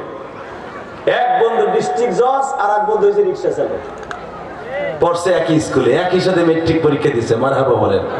আই পাস করার পরে ওই বন্ধুর আর লেখাপড়া কপালে হয় না। এই বন্ধুর বাপ বড় লোক, বাস বিশ্ববিদ্যালয়ে পড়ায়া বড় ডিস্ট্রিক্ট জজ। রিক্সা চালক বন্ধু রিক্সাটারে লইয়া টিন টিন টিন করতে করতে হ্যাঁ গুলশান 6 নম্বর রোডে ঢুকিয়া ওই বন্ধুর বাসার সামনে গেছে। আর টিপ টিপ করে বৃষ্টি নামা শুরু হয়েছে। বাড়ির সামনে একটু সামিয়ানা আছে, দাঁড়ানোর মতো জায়গা, ওখানে দাঁড়াইয়া সেরা একটা গামছা দিয়ে শরীরটা মুছতাছে। ইন্দিমি টাইমে বন্ধু উপরের থেকে সিসি ক্যামেরায় দেখছে একজন রিক্সা চালক তার বাড়ির সামনে পানি মুছতাছে সেরা গামছা দিয়া। দারোয়ানকে টেলিফোন করে বলতেছে, ওইটা কিরা খারাইছে? স্যার একটা গরিব মানুষ। Get out! ভাই তুই আমার চাকরি খাইস না, তুই যা। কে? বৃষ্টি নামতেছে দেওয়াস না বেটা, আমি কি তোর রুমের মধ্যে ঢুকছি, এখানে একটু দাঁড়াইছি, একটু পরে জামগা বৃষ্টিটা বন্ধ হলে। ভাই এটা আমার, এটা মানুষ না, এটা জানোয়ার, তুই যা ভাই। আমি বুঝি গরিবের দরদ গরিব ছাড়া কে বোঝে না, হুজুরের দরদ হুজুর ছাড়া বোঝে না। গরিবের দরদ কিন্তু ধনীরা বুঝে না, কিন্তু এটা মাথায় রাখবে। আবার ধনীদের দরদ আবার ধনীরাও বোঝে না। কথা বল না কেন? গরিবের দরদ কে বোঝে? দারোয়ান বলতেছে, দোস্ত আমি তোর দরদটা বুঝতেছি, তুই যা, কিন্তু আমার চাকরিটা খাইস না, পোলা পানে মাথায় পেটে লাত্তি মারিস না, তুই জাগা। এবার কানবেন। হে কলিজার ভাই আমার নবাবগঞ্জের, হিদায়েতের নজরে শুনবেন। বাস্তব ঘটনা।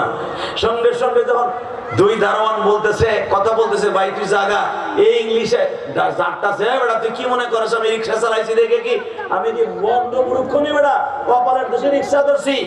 যদিও মনে রাখবি আমি কিন্তু ভালো একজন ছাত্র ছিলাম। রিক্সা চালক কয়, বেটা তুই ভালো ছাত্র ছিলি তাই হ্যাঁ পাইন মারতাইছিস কা বাঘ হ্যাঁ।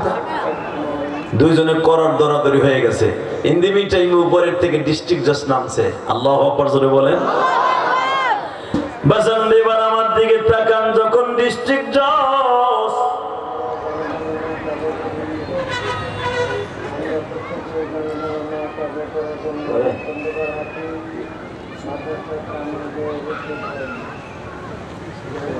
আমি শেষ ওই তো সারা নাই তো আজ আপনি জেনে যান কয় টাকা এটার দাম? কয়টা? আরে আর কত বছর আপনি গেলে আপনার এইগুলো যাইব না, ঝামেলা আছে। আমার পুরা ময়দানটা খালি হয়ে যায়, যাইবো না। হ্যাঁ যাওয়ার নিয়ত নাই, যান আপনি। মারহাবা বলেন। আমার ভাইয়ের ওয়াইফ বিদেশ যাবে ট্রিটমেন্টের জন্য, রাইতে একটাই ফ্লাইট। এনকে ধরেন যদি 11টায় আমরা সারি, বাইরে যাইতে লাগবে 1 ঘন্টা এয়ারপোর্টে। আলহামদুলিল্লাহ বলেন। আমি চাই আমার ভাইয়ের লেগে একটু দোয়া করে যাই, তার একবার এমপি হিসেবে দেখতে চাই। আমার মনের বড় একটা আশা করে পেলাম। আমি যদিও গোপালগঞ্জের ছেলে, আমি কোনো দল করি নাই, কোরআন ধরে বললাম। আর কি বিশেষ করেন, আমি কোনো দল করি না, তবে একটা দল করি, এটা আমার অন্তরে আছে। সবচেয়ে বড় কি জানেন, এই পর্যন্ত বয়স হয়েছে, আজও পর্যন্ত রাজার ভোট দিতে নেই। আমি তো আবার ঢাকার ভোটার, কেরানীগঞ্জের ভোটার। আমি কিন্তু গোপালগঞ্জের ভোটার না, কেরানীগঞ্জের ভোটার। যাই দেখি আমার নামের উপর 2টা দিয়ে দিছে। যখন এই হাসনাবাদ কেন্দ্রে যাই, আমি তো হাসনাবাদের ভোটার, ওখানে যখন বাড়ি করছি মানে হাসনাবাদের ভোটার ওস্তাদজি আপনারা 2 জনে দিয়ে দিচ্ছে, আপনি কষ্ট করে আইছেন কি মানে শাইন চেয়ারম্যানে বলা মানে দিয়ে দিচ্ছে। আল্লাহ, শুধু একটা কথা বলে দিয়ে যাই, ভোট কারো ভোট কেউ মাইরে নিবেন না, কিয়ামতের মাঠে গমের বস্তা মাথায় নিয়ে হাঁটতে হইব। নাউজুবিল্লাহ বললেন না? এই যে তোমার বইয়ে বইয়ে তোলো বডি আল্লাহ দিছে তোমার, এতবার বডিলে ছবি তোলে মানছে কি কয়, তোমার পিছনে 2টা লোক আমার দেখতে পারতেছে না। আল্লাহ তোমার 100 মিলিয়ে নিয়ে যেন কমাই দেয়। জীবনে হয় নাই, বলেন তো আল্লাহু আকবার। এই আশফাক ভাইয়ের কারণে এগুলো হইতেছে। এই আর দিন আহে নাই, আরামসে ধুমধাম খালি ওয়াজি করছি। একজন আহে দেন ছবি তোলে ঠেলাটা কি, এ বেটা এমপি হইলে তোমার চিনবো না বেটা, চিনবো এরকম নেতা কর্মীরা যখন কইছে চিনবো, ইনশাল্লাহ চিনবো। আল্লাহু আকবার জোরে বলা, লিল্লাহি তাকবীর। আমার কেরানীগঞ্জ একজন নেতা আছে আমানুল্লাহ মান, গরিবের বন্ধু। এই লোকটার সাথে আজ থেকে 20 বছর আগের থেকে সম্পর্ক আমার। আমি ঢাকায় আসছি আজকে 23 বছর। 23 বছরের ভিতরে লোকটার দেখছি একবারে সব গরিবের মানুষের সাথে বুকে বুক লাগায় হাঁটে। এই লোকটার কথাও শুনছি, গরিবের ভিতরে ধুলাবালুর মধ্যে জড়াই ধরে। এই 2 জন নেতার মধ্যে কেরানীগঞ্জ আর নবাবগঞ্জ, এই 2টা নেতা আলহামদুলিল্লাহ মোটামুটি ভালো। জোরকান মারহাবা। প্রশংসা মনে হয় বেশি করা হয়ে গেছে, আর করবো না। তাহলে কবেন বেটা কি জানি দিছে বেটারে, না আর দরকার নাই, যেটুকু করছি এটুকি বালা। এইদিকে বেটা এমপি হয়ে যাবে ইনশাল্লাহ। আবার বেটার বিরুদ্ধে কাম করিও না। লিল্লাহি তাকবীর, লিল্লাহি তাকবীর। এবার আমার দিকে তাকাবেন আর চোখের পানি ফেলবেন। বহুত কথা হয়ে গেছে, আসল কথায় আসে ইনশাল্লাহ বলেন। আল্লাহু আকবার জোরে বলেন তো। আল্লাহ গরিবের পক্ষে না ধনীর পক্ষে? নেতার লোকেরাও কইছে, আমি কই নাই, কোরআনে বলছে, আমার নবী বলছে। শোনেন আমার নবী আগে কি বলছে, হাদিসটা শোনেন। আল্লাহুম্মা হাইনি মিসকিনা ওয়া আমতিনি মিসকিনা ওয়াহশুরনি ফি জুমরাতিল মাসাকিন।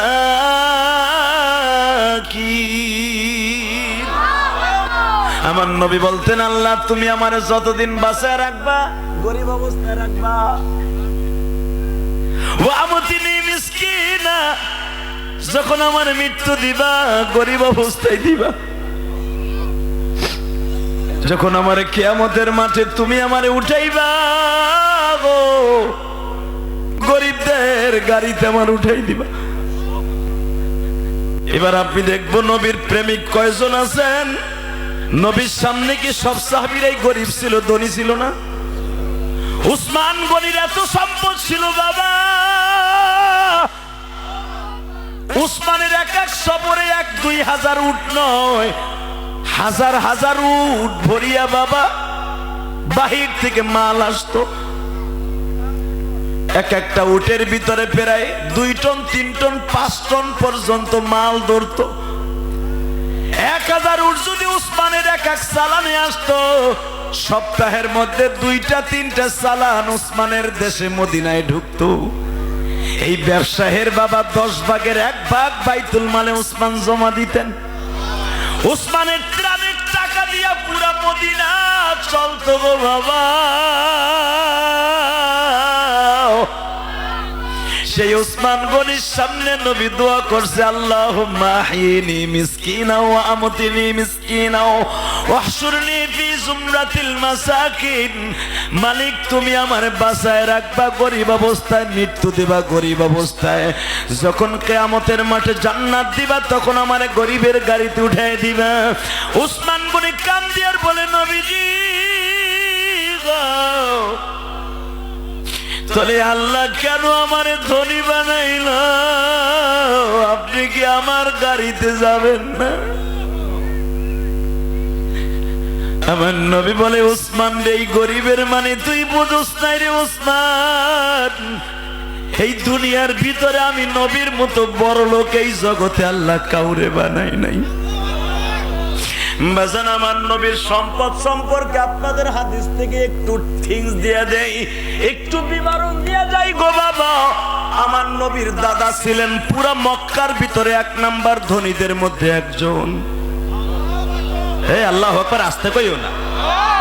নবীর বংশের কথা শোনার পর যদি আল্লাহু আকবার আপনি বলেন, আপনিও ধনী হবেন। ইমাম আবু হানিফা বলেন, নবীর কথা শোনার পরে যে আল্লাহু আকবার বলবে, আল্লাহ তাকেও অভাব দূর করে দিবে। এক একটা বার আমি বলবো, আমার নবী কত সম্পদের মালিক, কত শিল্পপতি আমার নবী। 1 নম্বরে আমার নবীর চাচা পুরা মক্কার ভিতরে 10 জন শিল্পপতির মধ্যে একজন। আমার নবীর বাবা ইন্তেকালের পরে আমার নবী 750 উট ভাগে পাইছে। ওই জামানার একটা উট এই জামানায় 2.5 কোটি টাকা। 750 হিসাব করে দেখেন, একটা উটের দাম যদি 2.5 কোটি টাকা হয়। মারহাবা বললেন না? আমার নবী কত টাকার মালিক দাদার কাছ থেকে হইছে। গেল দাদার বাড়ি, এবার আসেন শ্বশুর বাড়ি। 10 জন ধনী ছিল মক্কার ভিতরে, তার ভিতরে আব্দুল মুত্তালিব একজন, ওমরের বাবা একজন, আবু বকরের বাবা একজন, উসমানের বাবা একজন, আব্দুর রহমান বিন আওফের বাবা একজন। নামগুলো লিখে রাখেন। এরপরে আবু জেহেলের বাবা একজন, এরপরে খাদিজার বাবা খাইলাত।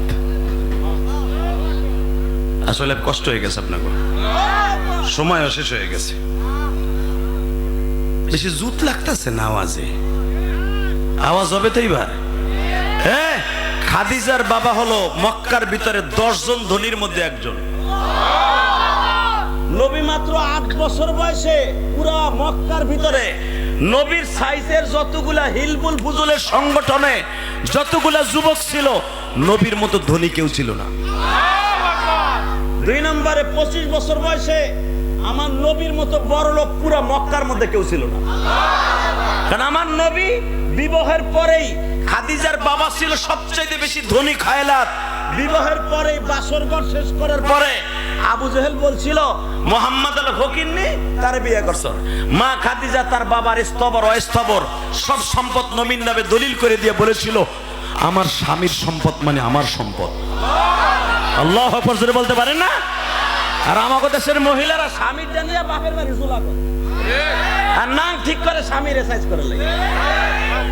স্বামী বেটা বিদেশ করে রোদ্রে পরে বৃষ্টিতে ভিজে, আরে আল্লাহ, কয়লার খড়িতে কয়লা উঠাইতে কালা হয়ে যায় পুরা শরীরটা। বললো কি একটু কথা কইব কাজের ফাঁকে ফাঁকে, মগি স্বামীর লগে কথা কয় না, তার এক্স বয়ফ্রেন্ডের সাথে ঘন্টার পর ঘন্টা টাঙ্কি মারে, টিকটকও করে, টিকটকও করে, টিকটকও করে। ওই যে আমার এই কইছে কিন্তু এই ওয়াজ করতে, এই যে আবুল কালাম ভাই জিগাও, আহার আগেই কইছে। মারহাবা বলেন। কয় হুজুর একটু দিয়েন তো, আজকে কথা হনে নাই যাতে। এ মহিলা, আমি একটা মায়ের পাগল সন্তান। আল্লাহু আকবার জোরে বলতে পারলেন না? আমি আমার বাবাকে নিয়ে যখন হজ করছি, আমি জানি আমার আব্বা যদি আমার মারে মাফ না করে, আমি ইলিয়াস রহমান জিহাদি যদি দোয়া করতে করতে শহীদ হয়ে যাই, আমার মারে আল্লাহ মাফ করবে না। এই মাসলা তো আমি জানি বেটা।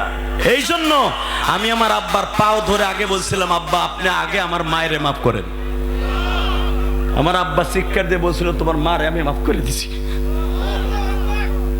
এরপরে আমি বলছি, আল্লাহ তুমি না কইছো স্বামী মাফ না করলে কোনোদিনও তুমি আমার মায়েরে মাফ করবা না, আমার মা দুঃখিনী রে তুমি মাফ করে দাও। এরপরে বলছে, আব্বা আমার কিছু দিবেন না। এইবার আমি জানি আমার আব্বা যদি আমার মাফ করে, আমার কথায় আপনার অন্তরে আসল লাগবে, আমার কথায় আপনি কানবেন, আমার কথায় দাড়ি রাখবেন, আমার কথায় নামাজ পড়বেন, আমার কথায় যাকাত দিবেন। জানি তখন আমার আব্বার কাছ থেকে আমি নিলাম। আমি আমার মাদেরকে বলবো, আমি মায়ের পাগল, আমি আপনাদেরকে অনেক ভালোবাসি, কিন্তু ওই মহিলার আমি ভালোবাসি না যেই মহিলার অ্যাকাউন্টে তার স্বামীর বর্দ আছে। বাংলাদেশের 95% মহিলার অ্যাকাউন্টে স্বামীর হাজার হাজার বর্দ জমা। কথা কন না কেন? এখন মহিলারা যদি কথা বলতে পারতো, আমার সামনে লাভ দিয়ে একটা কইতো, খালি আবুল কালাম কইছে দিয়া মারতাছেন আমাকে বুলডোজার দিয়া, জানেন আমার পাড়া দায় কি হরে, ও বাড়িতে এই আমার গুছাইতে তাহে আমদারে গুছান গুছায়, ও খেতার মধ্যে আমার কি দেয়, ডেলি ডেলি আমার বাপের বাড়িতে যৌতুক আনতে কয়। মাথা আসতে চলে আসকে, ঠিক না বেঠিক? মহিলারা এখন খুশি হইতেছে। কোন কোন কোন শোনেন, একটা কথা বলে দিয়ে যাই, শ্বশুর বাড়ির যৌতুক নিয়ে কেউ বড়লোক হবেন না, আল্লাহর গজবে পড়ে যাবেন, গজবে পড়ে যাবেন। কথা ঠিক না বেঠিক? আমি এই জন্য বলবো, মা যদি আপনি যৌতুক দিয়েও বিয়ে বসেন, কিন্তু স্বামীর হক আপনি নষ্ট করেন না। কোন মহিলা যদি একটা মিনিট স্বামীর সাথে এই মধ্যে কথা বলে, আমি বলে গেলাম মা আমি মায়ের পাগল সন্তান, একটা মিনিট যদি স্বামী রেখে ওই মধ্যে খুশি করতে পারে, ওই মহিলা মা খাদিজার সাথে জান্নাতে যাবে। জ্বলন্ত প্রমাণ দিয়ে দেই, এই জ্বলন্ত প্রমাণ দিয়ে দেই। কয়েকদিন আগে ফেসবুকে দেখেন নাই, এক মহিলা একটা কিডনি স্বামীর দিয়ে দিছে, দেখছো না তোমরা? আমি এই মহিলার জন্য দোয়া করি, বোরকা পরিহিত মহিলা, জানি না এর বাড়ি কোথায়, তবে এতটুকু জানি আমার ড্রাইভার আমার দেখাইলো, দেখেন হুজুর এই মহিলা কিডনি দিয়ে দিছে, স্বামীটা দেখতেও সুন্দর না। আমি মনে মনে ভাবলাম, এটা না জানি শাকিব খানের মতো চেয়ার হইব, তারে বাঁচানোর লেগে মহিলা কিডনি দিয়ে দিল। জিজ্ঞেস করছে, আপনার স্বামী তো দেখা যায় এমনি খারাপ, তারে বাঁচানোর লেগে কিডনি দিলেন কে? এই মহিলা কান্দার কি কয় জানেন, আমার স্বামী দেখা যাক অসুন্দর, আমার স্বামীর টাকা নাই, কিন্তু আমার একটা কিডনির ওসিলায় যদি আমার স্বামীটা বাইসা যায়, আমি জান্নাতে যে 2টা কিডনি ফেরত পাবো। এই মহিলার বক্তব্য। তারপরে জিজ্ঞেস করছে, মনে হয় আপনার মা মনে হয় আপনার আব্বার এরকম ভালোবাসে। ওই মহিলা কেঁদে কেঁদে কি বলে জানেন, আমার মায়ের কাছ থেকে শিখছি স্বামীরে কেমনে ভালোবাসতে হয়। ও মা, তুমি যদি তোমার স্বামীর সাথে ভালো ব্যবহার করে, কোরআন হাতে নিয়ে বলছি মা আপনারা তো আমার দেখতেছেন, ও মা আপনার মেয়েটাও একদিন স্বামী সোহাগী হবে। আর আপনি যদি স্বামীর সাথে বদ মেজাজ করেন, আপনার মেয়েটা আপনার কাছ থেকে শিখা ও 3 মাসও স্বামীর ঘর করতে পারবে না। আর এটা ডিজিটাল যুগ, আপনার মাইয়ারে থুইয়া ডুয়েল সিম আপনার জামাই 1 মাসে লয়ে নেবে। কথা কন না কেন? সারা জীবন কানতে হবে, স্বামীর গজব কেউ নিবেন না, আল্লাহ কবুল করেন, জোরে করে আমিন। তাহলে এবার আমার দিকে তাকাবেন, মা খাদিজা দেখেন বাসর ঘর শেষ করার পরেই পুরা মক্কার ভিতরে স্থাবর অস্থাবর সম্পদ সব আমার নবীর নবী লিখে দিলেন। তখন আমার নবীর বয়স 25। কত? 25 বছরের মধ্যে আমার নবী সারা দুনিয়ার মধ্যে সবচেয়ে বড় শিল্পপতি। জোরে জোরে জোরে জোরে। এইবার আসেন, আমার নবী বিবাহের পরে চলে গেছিলেন মদিনায়। মদিনায় যাইবার পরে নবীর নানা যিনি ছিলেন আব্দুল ওহাব, উনি ছিলেন মদিনার সবচাইতে বড় বড় লোক। আব্দুল ওহাবের শুধু একটা মাইয়া, কোনো ছেলে নাই। আব্দুল ওহাব যদি মদিনার প্রেসিডেন্ট থাকে, মেয়েটা মরার পরে তার স্থাবর অস্থাবর সমস্ত সম্পদের মালিক হয়ে গেলেন আমার নবী। এবার বলেন, আমার নবীর চাইতে বড় লোক কে আছে? কেউ? জোরে কোন, আরো জোরে, আরো জোরে। এইবার কানবেন, এত বড় ধনী মানুষ, ঈদ সামনে, আর মাত্র 1 সপ্তাহ ঈদ আছে, আজকে 22শে রমজান, আমার নবী আসছে যুদ্ধের থেকে, তাবুকের যুদ্ধের থেকে। উলামা একরাম সবাই জানেন, বুখারীর কথা আমি বানায় বলছি না। হেই! তাবুকের যুদ্ধের থেকে আসছে, নবীর ঘরে কোনো খাওন নাই, ঈদের মার্কেট নাই। হাসান হোসেন দৌড়ে এসে কয়, না না, সব বাড়িতে ঈদের মার্কেট হয়েছে, আমার বাড়িতে হয় নাই, আমার বাড়িতে হয় নাই, আব্বাও দেয় নাই, তুমিও দিবা না? আমাকে 2 ভাইরে পারলে 2টা পাঞ্জাবি কিনে দাও না।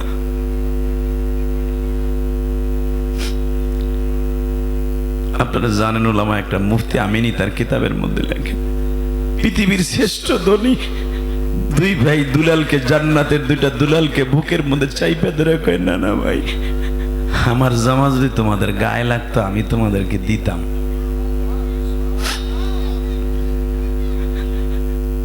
আমার নবাবগঞ্জের কলেজার টুকরা যুবক ভাইরা, আমি আর তুমি, তোমার আমার সন্তানদের কত কিছু কিনা দেই গো। আমি দেই, ছেলের মা দেয়, খালা দেয়, ছেলের নানি দেয়। আরে বাবা, এক একটা সন্তানের 6-7 সেট জামা গয়। আল হাসান ওয়াল হুসাইনু সাইয়্যিদা শাবাবি আহলিল জান্নাহ, 2 জন জান্নাতের সভাপতির একটা পাঞ্জাবি নাই রে।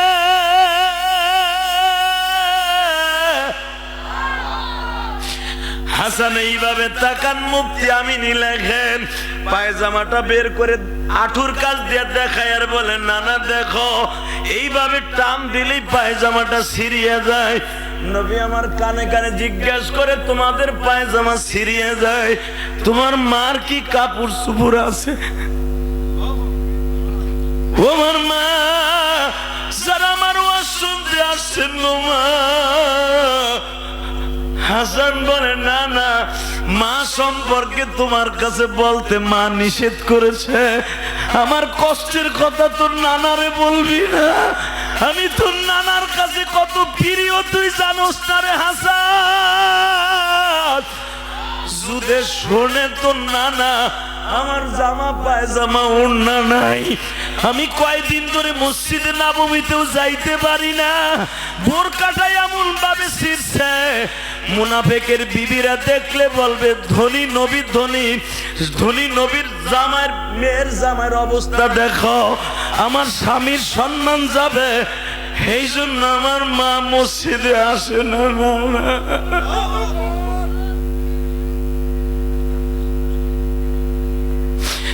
আমার মায়েরা, নবী যদি ইচ্ছা করতেন পৃথিবীর শ্রেষ্ঠ ধনীর কাছে ফাতেমারে বিবাহ দিতে পারতেন মা, কিন্তু আমার নবী ধনীর কাছে দেয় নাই, গরিবের কাছে কেন দিছে জানেন? গরিবের বিবিরা, ধনীর বিবিরা কোনোদিন গরিবের দরদ বুঝে না। আমি আপনাদের কাছে অনুরোধ করে যাই গো মা, আপনাদের জান্নাতের চাবি কিন্তু ফাতেমার হাতে গো। আর মাত্র 4 দিন বাকি আছে, এখনো হাসান হুসাইনের কোনো মার্কেট হয় নাই। সামনে রমজান মাস গো বা, দেখেন 1 ফোঁটা পানি আসে কিনা। আমি ইলিয়াসুর রহমান জেহাদি, গরিবের ঘরে জন্ম নিয়েছি। এই যে আবু আশফাক ভাই, আবুল কালাম ভাই, সভাপতি ভাই, এই যে 2 জন পরিচালক, আমিনুল আর আবুল কালাম, এই যে হুমায়ুন চৌধুরী ভাই, মক্কা মদিনায় ব্যবসা করতো। আমারে একদিন তার কষ্টের কথা আমার বাড়িতে কেঁদে কেঁদে বলেছে সোফায় বসে, জেহাদি ভাই মক্কা মদিনায় কত কষ্ট করছি, একটা খুবুস কিনছি খাবো,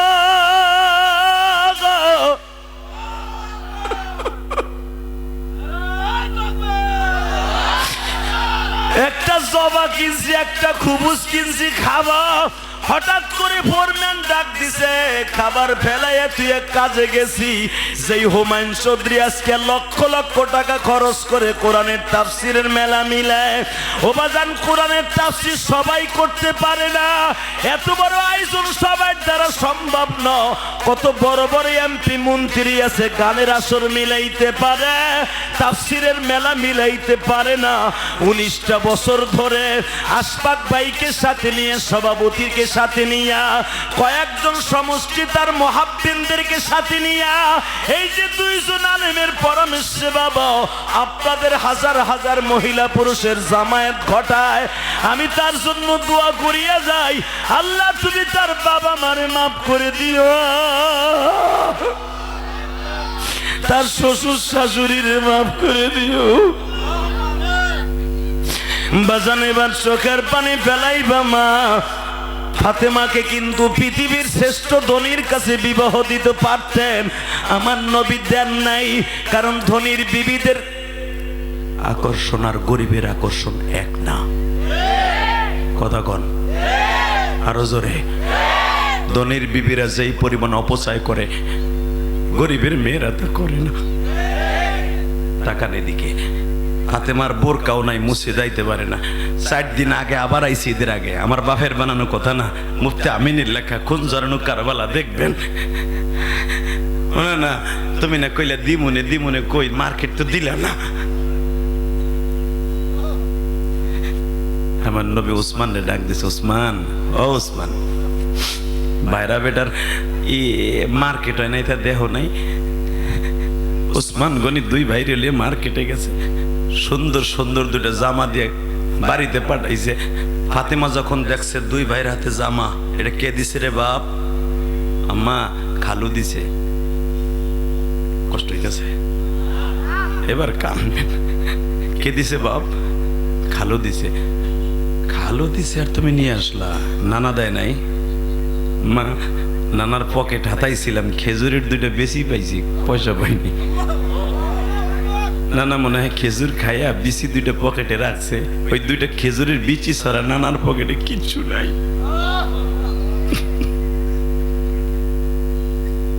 ওই যে নবী দোয়া করছে, আল্লাহুম্মা ইনি মিসকিনা ওয়া আমতিনি মিসকিনা, আমারে গরিব অবস্থায় রাখবা, গরিব অবস্থা মৃত্যু দিবা। আমি দেখবো নবীর আশিক কয়জন আছেন। ফাতেমা কাপড়ের আসল দিয়ে চোখ মোছার বলে আব্বার পকেটে শুধু খেজুরের বিচি দেখছো, আর কিচ্ছু নাই? না মা, আর কিচ্ছু নাই না। তাহলে নানার কাছে যে জামা চাইলি, নানা দিল না, খালু দিল, নিয়ে আসলি, একবারও ভাবলি না মায়ের কথা? মা না বলছিল জীবনে কোনোদিন কারো কাছে কিছুতে চাইয়ে নিবি না? মা চাই নাই, নানাই কি জানে বললো, খালু মার্কেটে নিয়ে কিনে দিল। ফাতেমা বলে, আস্তে করে এই পাঞ্জাবি 2টা তোর খালার কাছে দিয়ে আসবি, মদিনার কোন মুনাফিক যেন না দেখে। দেখলে তোর খালারও সম্মান যাবে, তোর মারও সম্মান যাবে। 2 ভাই আস্তে করে জামান নিচে দিয়ে খালার কাছে দিয়ে আইছে, খালুরে কইও এই পাঞ্জাবি আমাকে লাগবে না, আব্বু দিব না। আমি দেখবো আশেকে রাজুল কয়জন আছেন। আমার নবী ফাতেমার বাড়িতে ইফতারির পরে গেছে, মা তোর বলে বোরকাও নাই। উসমান গনি বলে পাঞ্জাবি দিছে। ফাতেমা বলে, আব্বা তুমি দিতে পারলা না, তোমার জামাইরি দিয়ে কিনে দেয় এলাকা, তোমার ওই জামাই বড় লোক বিদায়, তারে কইলা। তোমার আর এক জামাই গরিব বিদায়, তোর কাছে জীবনে বলি নাই বিদায়। তুমি না কইছো স্বামীর বত্তা বলা যাবে না, যে স্বামীর বত্তা বলে সে আমার ভাইয়া না। আমি এইটাই বুঝাইতে চাইছিলাম, তুমি না আমারে বলছো। ফাতেমা, আমি ইচ্ছা করলে পৃথিবীর শ্রেষ্ঠ ধনীর সাথে জাতিসংঘের চেয়ারম্যানের পোলার লগে বিয়ে দিতে পারতাম। 3500 প্রস্তাব আইছিল তোর বিয়ে করার লাগা, আমি কারো কাছে দেই নাই, আমি গরিব আলীর সাথে দিছি। বলতো ফিরুনাল হায়াতাত দুনিয়া ওয়াল আখিরাতু খায়রু ওয়া আবকা, ওয়া আখিরাতু খায়রু ওয়া আবকা, ওয়া ফাতিমাতু সাইয়্যিদাতু নিসাই আহলিল জান্নাহ। আল্লাহু আকবার করে বলতে হবে। রাখো, এই বেটা রাখো, আসবাক ভাই সময় নাই। আমি আমার মা বোনদেরকে বলছি, যুবক হাসবি না। যদি হাসান হোসেনের সিগনেচারে জান্নাতে যাইতে চাস, টিকিট পাইতে চাস, হাসানের কথা শুনে এখন কানবি। তুমি না কইছো স্বামীর বদনাম বলা যাবে না, আবার স্বামী 4 দিন হয়ে গেছে মার্কেট দিতে পারে না। আজও পর্যন্ত পৃথিবীর কারো কাছে বলি নাই, খালি তোর ওদের 2 ভাইকে পাঠাইছি, নানারে যে বলবি 2টা পাঞ্জাবি কিনা দিতে। তাও কেন বলছি জানো? দুনিয়ার সব নানার হাত থেকে নাতিরা গিফট পায়, এটা সুন্নাত। সারা দুনিয়ার নাতিরা নানার কাছ থেকে গিফট পাবে, এই সুন্নাতটা চালু করার লেগে আমি ফাতেমা বলছি, তারা হলে আমি বলতাম না। আমার স্বামীরে দুনিয়ার কারো কাছে ছোট করতাম না। তুমি না কইছো স্বামীরে যে ছোট করবে, সে আমার মাইয়া না। আব্বা তুমি কি লেগে আমার বোনের কাছে ছোট করলা? না মা তোরে ছোট করি নাই, বোন বোনরে দিতে পারে না, বুনে দেয় নাই দেশে বোন জামাই। তাহলে আমার বোন জামাই বুঝে ফেলাইছে আমার ঘরে খাবার নাই, আমার ঘরে মার্কেট হয় নাই। আব্বা তুমি কি জানো আজকে রোজার হয়ে গেছে 26টা রোজা, একটা খেজুর খাই, ইফতারি করি, এক গ্লাস ঠান্ডা পানি খাই, এক ফুট গম সামাইয়া 2 গ্লাস পানি দিয়ে সেহরি খাই।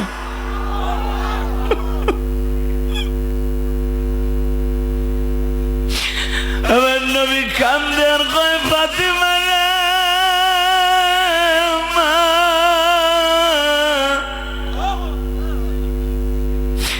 আমি এই জন্যই তো তোরে ঘোষণা দিয়া গেলাম আল ফাতিমা তু সাইয়্যিদাতু নিসাই আহলিল জান্নাহ। আমার ফাতেমা স্বামীর আমানত বজায় রাখার কারণে ফাতেমা এত কষ্ট সহ্য করছে, কোনদিন আমি বাপের কাছেও বলে নাই। আমার ফাতেমা প্রেসিডেন্টের মাইয়া, পৃথিবীর শ্রেষ্ঠ ধনীর মাইয়া হলো আমার ফাতেমা, পৃথিবীর শ্রেষ্ঠ ধনী মহিলার মেয়ে হলো ফাতেমা। আল্লাহু আকবার বলো। খাদিজা মক্কা নয় সারা পৃথিবীর মধ্যে ধনী ছিল বাবা। নবীরে বিবাহ করার পরে খাদিজার মতো ধনী মক্কায় কেউ ছিল না। পৃথিবীর শ্রেষ্ঠ ধনী মহিলার মেয়ে ফাতেমা, পৃথিবীর শ্রেষ্ঠ বাদশার মেয়ে ফাতেমা, পৃথিবীর সমস্ত মহিলাদের সর্দারিনী জান্নাতের ফাতেমা। ফাতেমার আয়েশা একদিন এক জায়গায় বইয়া বৃষ্টি নামতাছে, মাত্র 2 মিনিটে শেষ করে দেবে। এই ফাতেমা আর আয়েশা বৃষ্টি নামতাছে, বৃষ্টির পানিগুলো টপ টপ করে পড়তেছে জমিনে। হঠাৎ করে ফাতেমা কয় ওমা মা, ও মা কি দেখো বৃষ্টির পানিগুলা খেজুরের পানির সাথে লেগে, খেজুরের পাতার সাথে লেগে দেখো কি সুন্দর জমিনগুলো পরিষ্কার হইতেছে। ফাতেমার কথা শুনে আয়েশা বলতেছে বলো তো মা, এই বৃষ্টির পানিতে যেমনি করে জমিন পরিষ্কার হয়ে যাইতেছে, এইভাবে ইমানদারে গুনাহ পরিষ্কার হয় না?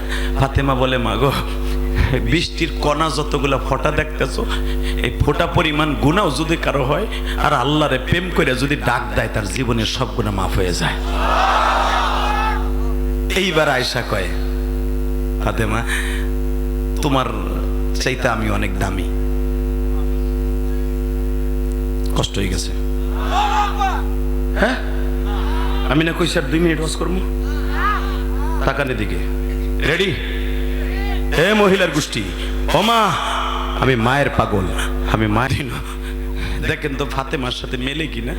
ফাতেমা আয়েশারে বলতেছে মা তুমি কোন দিক দিয়ে দামি কত?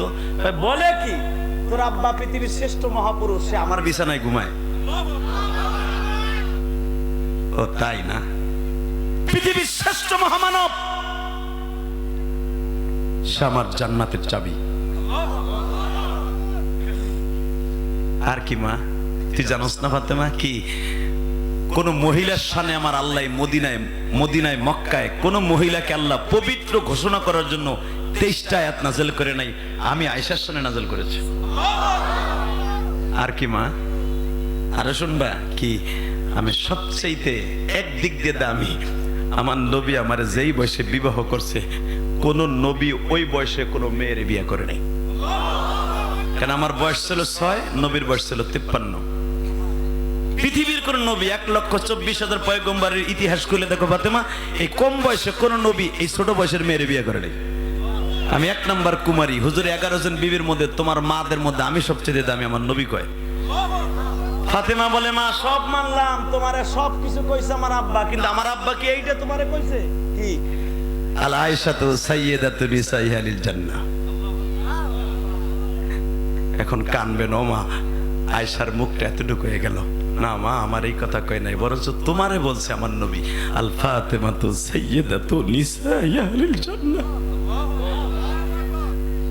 আমি নবীর বিছানায় ঘুমাই, নবীর খেদমত করি, নবীর এত কাছে যাই, তারপরও আমার এই ঘোষণা দেয় নাই আল ফাতেমাতু সাইয়্যিদাতু নিসাই আহলিল জান্নাহ। এই কথা বলে নাই আল আয়েশাতু সাইয়্যিদাতু নিসাই আহলিল জান্নাহ। আমার আয়েশা সমস্ত মহিলাদের জান্নাতের সর্দারিনী, সভানেত্রী। বিএনপির সভানেত্রী বেগম খালেদা জিয়া, আওয়ামী লীগের সভানেত্রী শেখ হাসিনা, হাই মুসলমানের পোলা, ইসলামী আন্দোলন সভানেতা শায়েকে চরমনাই। প্রত্যেকটা দলের নেতা আছে, নেত্রী আছে, আর জান্নাতের সভানেত্রী পৃথিবীতে একজনই, সেটা ফাতেমা। জোরে জোরে জোরে জোরে জোরে জোরে জোরে। আয়েশার মুখটা এতটুকু হয়ে গেল, হ মা এই কথা তোমার সামনেই বলছি, এমনকি আমার জান্নাতের সিগনেচারও তোমার হাতে। এইবার কানবেন। এইবার ফাতেমা বলে, মা গো, এই সৌভাগ্য হুটুকু হওয়ার পিছনে কি কারণ জানো মা? কি কি মা কি? আমার আব্বা বলছে, ফাতেমা রে, এই সৌভাগ্য হওয়ার পিছনে একমাত্র আমার আলীর দোয়া। আলী কি দোয়া করছে ফাতেমা? কি খেদমত করেছো?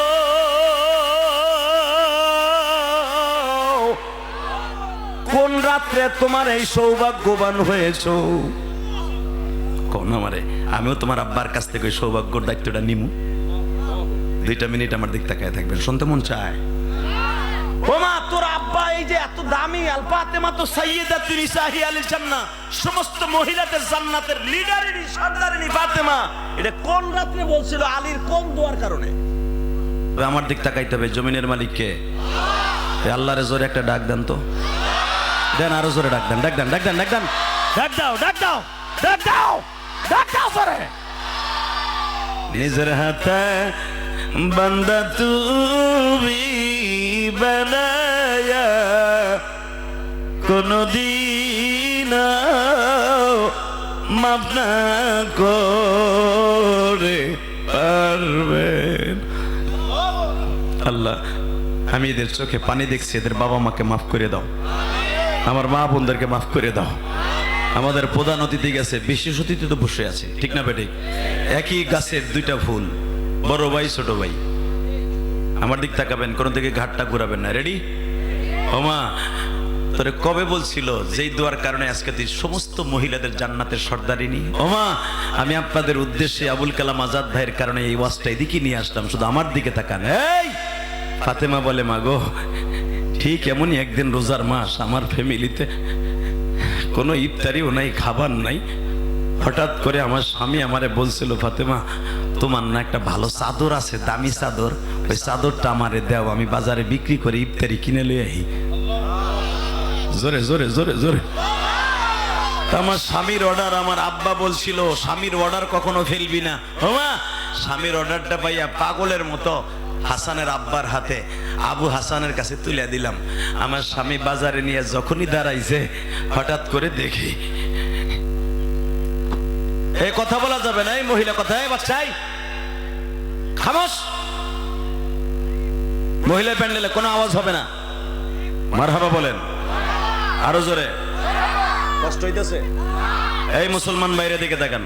এই আমার আব্বা বলছিল কোনোদিন স্বামীর বিরুদ্ধে অভিযোগ করা যাবে না, স্বামীর যে টাকা পয়সা নাই এটা কারো কাছে বলা যাবে না। আমি আমার স্বামীর আমানতকে বজায় রাখতে যে, মা গো শোনো, তাহলে আমি চাদরটা যখন আমার স্বামীর হাতে তুলে দিলাম, বাজারে নিয়ে গেছে, বাজারে নিয়ে 2 মিনিটও দাঁড়ায় নাই, হঠাৎ করে একটা কাস্টমারে জিজ্ঞেস করে, এইটার দাম কত? সাথে সাথে আমার হাসানের আব্বা বলছে, কত দিবেন? এটার দাম কতই হইতে পারে, 1-1.5 টাকা যাই হোক। হঠাৎ করে একজন আইসা বলে আমার পকেটে 6টা টাকা আছে, দিবেন? আলী হার্দিক চাই থেকে কয়, এটার দাম কি 6 টাকা? আমি 1 টাকা 1.5 টাকা, আপনি বেশি দিবেন কে? আলী রে, বেশি থাকলে আরো বেশি দিতাম, এই চাদরটা আমার খুব পছন্দ হয়েছে, এই জন্য 6 টাকাই দিয়ে গেলাম। জোরে জোরে জোরে জোরে জোরে।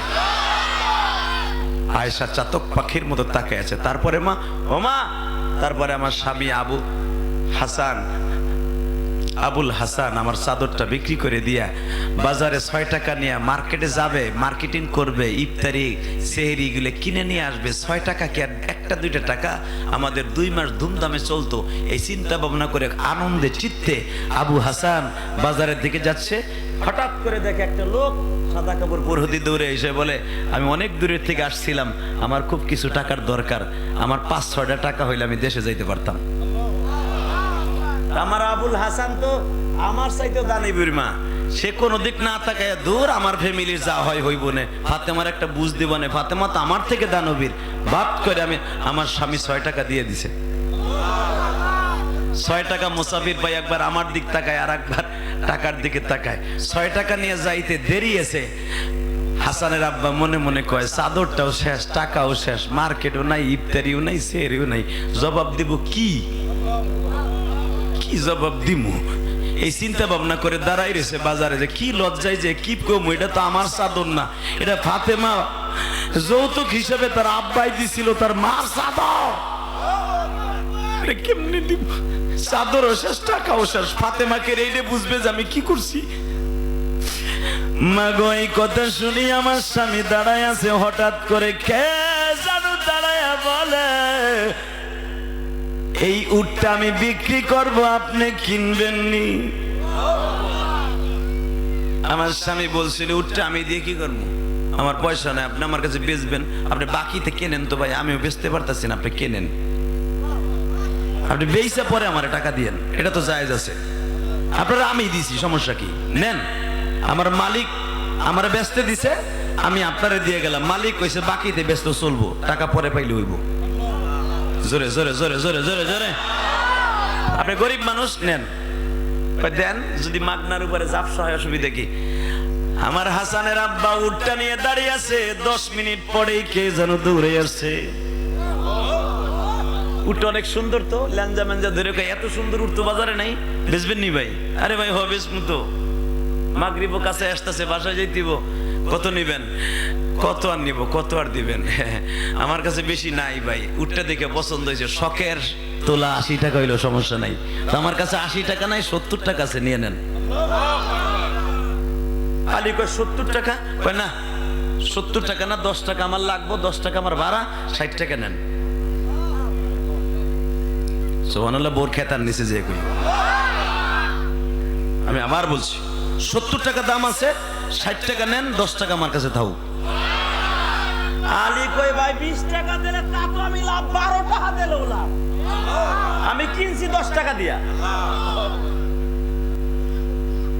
তুমি দিতেছো 60 টাকা, নেও তো ভাই, বিপদে বাঁচাও। 60 টাকা আলী পকেটে নিয়া খুব, ওরে ভাব, 60 টাকা মানে এই জামানার 60 লক্ষ টাকা। 60 লক্ষ টাকা উঠেই দেখছো এক ব্যাগে, ও চান্দু চাচা। আর হেইটা যদি হয় 10 টাকার বান্ডিল, কি মনে করলা তুমি? আর ওই জামানার লোক 10 টাকার উপরে গুনতে পারতো না, এমন এক বস্তা। আলী ঘাড়ে করে নিয়ে দোকানদার সামনে যে কয়, ভাই দে, সব দাওয়াত খাওয়া মদিনায় যায়। দোকানদার কয়, ভাই আমি জীবদেরও মার্কেট করতে আপনার দেখিনি, টাকা পাইলেন কই? থাক বেটা, নবীর জামাই বুঝুস না, আমার শ্বশুরে দিছে, আল্লাহ দিছে, রহমাতুল আলামিন দিছে, বাজার কইরা ট্রাক বইরা, মানে উটের হাওদা বইরা বাইতে নিয়ে দাম দাম করে আটার বস্তা ফেলাইতেছে। ফাতেমা, ইফতারির টাইম হয়ে গেছে, জলদি রেডি হও, দেও, সব লয়েছি। ফাতেমা কয়, আসতে, চাদর দিলাম একটা, খাবার আনলা ট্রাক বইরা, আবার 1 ব্যাগ টাকা ঘরে পার্সেল করলা, কই পাইছো? এটা যদি আমার বউ হইতো, আরে আমার লক্ষ্মী জামাই রে, তুই আমার জানের জান রে, আর একজনের যে মাইরা বাস দিয়ে লই হইছে, এইটা আমার বউ দেহেলা রে। কথা কন না গে, জোরে জোরে। কালাম ভাইয়ের বউ হলে তো আমার লক্ষ্মী রে, তোমার চেহারা কালা হয়েছে, তাতে কি হয়েছে? ও বাবা, হ্যাঁ তুমি আমার জানের জান গো। 60 লাখ টাকা কামাই লইছে এক রাইতে, কারে বাস দিয়ে আনছে এটা তো দেখ। কথা ঠিক না বেঠে? তবে কালাম ভাইয়ের ওয়াইফ একজন নেককারিনী মহিলা, আলহামদুলিল্লাহ বলেন।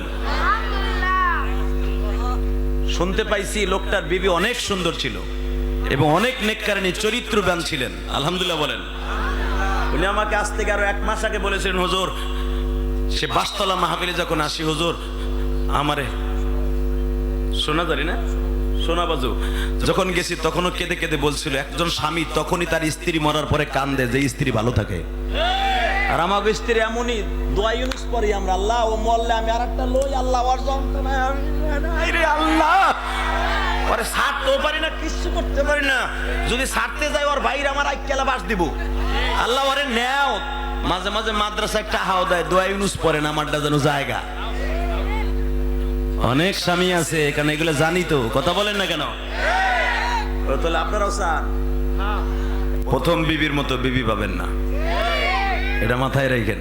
পরের যেগুলো আসবে ওগুলা ইসলামের তুরুক তুরুক, কথা কন না কেন? বাকিগুলা তুরুক। প্রথমটা হলো স্ত্রী, যেগুলা বুন্ডা আছে কি যে খুশি হইতেছে, কোন কোন হুজুর আমার মগা বিয়ের লেগে পাগল হয়ে গেছে, আর গাড়ির উপর আইয়া দি কর ছোটটা দি কি দ্বিতীয় বিয়ের সমস্যা কি না? কথা ঠিক না বে ঠিক? আমার দিকে তাকান, এই জমিনের মালিককে আল্লাহ আছে না? আছে।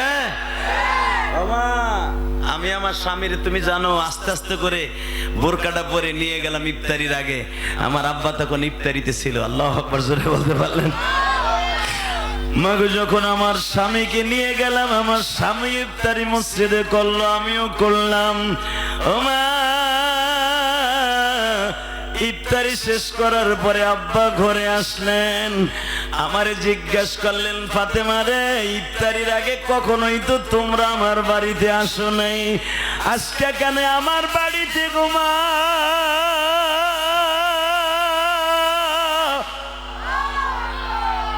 আব্বা চাদর দিলাম একটা, মার্কেট আনলো এতগুলা ব্যাগ ভর্তি টাকা দিল, বুঝলাম না। নবী আমার আস্তে করে বলে, মা চাদর দিছিলা কয়টা? কয়েকটা। এবার একটা চিৎকার মারবা কলিজার ভাইরা। নবী আস্তে করে বালিশের নিচ থেকে চাদরটা টান দিয়া বের করে বলে, দেখ তো মা এই চাদরটা কিনা। আব্বা তুমি না স্বামীর কথা গোপন রাখতে কইছিলে, তুমি জানলা কেমনে? ওয়াজের বিষয় বুঝছেন, স্বামীর গোপন। তুমি এই চাদর কই পেলা? ও মা এই চাদরটা তো আমার না, এই চাদরটা তোর মা। এই চাদরটা দিয়ে তোর মা ওহী নাজেল হওয়ার পরে আমারে চেপে ধরছিল যে আমার কলিজা আপনার পর ওহী নাজেল হয়েছে, আপনি নতুন করে আজ থেকে নবী হয়েছেন। এই চাদরের সাথে তোর মায়ের ঘেরান আমার গায়ের ঘেরান লেগে আছে। যখনই অভাবের জন্য স্বামীর সংসারটা না ছাইরা স্বামীর দুঃখ কষ্ট বুঝা তোর ওই আদরের চাদরটা দিয়ে দিস ওর মা, কারণ এই চাদরটা তো তোর মা দেয়া চাদর, এই চাদরের সাথে ওহির ঘিরান লাইগা আছে মা। এই চাদর পৃথিবীর কারো ঘরে যাইতে পারে না। জিবরাইল আমারে বলে দিছে, নবী আপনার ওহির চাদর বিক্রি হয়ে যায়। মা আমি চাদরটা সাহাবীরে গোপনে পাঠাইয়া কিনায় দিছি মা। আমার আলী কোনদিন না এইভাবে কোনদিন খারাপ কাজ করে টাকা ইনকাম করতে পারে না মা। ও মা আলীরে জিজ্ঞেস কর এই টাকাগুলা দিয়া মার্কেট করছে কিনা। আলী এই টাকা দোকানদারে দিছিলি? হ্যাঁ। এই ডোকা কি মদিনার টাকার সাথে আর তোর টাকা মিলেইছিলি? দেখতো এই টাকার সাথে মদিনার টাকা মেলে কিনা। আলী তুই যে 6 টাকা দান করে দিলি, আমি বলছিলাম মানজা আবিল হাসানাতে ফালাহু আশারু আমসালিহা, তুই দিবি 1 টাকা পাবি 10 টাকা। তুই 6 টাকা দান করছো, 60 টাকা আল্লাহ তোরে দিছে। এটা আল্লাহর ওয়াদা, কোরআনের ওয়াদা। 1 টাকা দিবা 60 টাকা পাবা। আলী রে 60 টাকা গরিব 6 টাকা দিছো, 60 টাকা পাইছো। ওই উটটা বেচছে জিবরাইল, বেচছে মিকাইল, কেনছে জিবরাইল। এটা দুনিয়ার টাকা না রে আলী, এটা জান্নাতের টাকা রে আলী। এই টাকা তো তুই চিনস নাই রে আলী, রমজানের ভিতরে চিনস নাই, এটা তো দোকানদার চিনছে। আলী এই টাকাগুলা জান্নাতের টাকা রে আলী।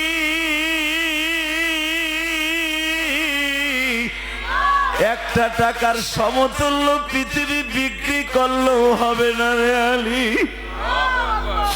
আলী কান্দে আর কয় নবীজি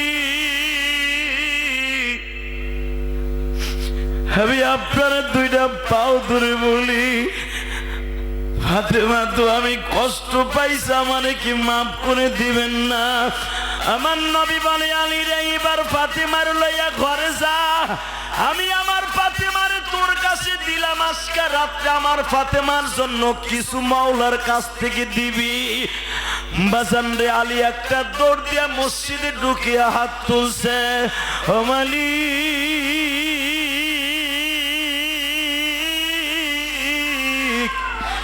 স্বামীর দোয়া যদি স্ত্রীর জন্য কবুল হয়, আমার ফাতেমারে তুমি সমস্ত মহিলাদের উপরে রাখবা, সমস্ত নবীদের বিবিদের উপরে রাখবা। স্বামীর দোয়া কবুল হয়ে গেছিল মা। জিব্রাইল গায়রে মাতলু ওহী দিয়া রাত্রে বলছিল নবীজি আলীর দোয়া এমন ভাবে কবুল হইছে, ফাতেমা সমস্ত মহিলাদের জান্নাতের সর্দারিনী।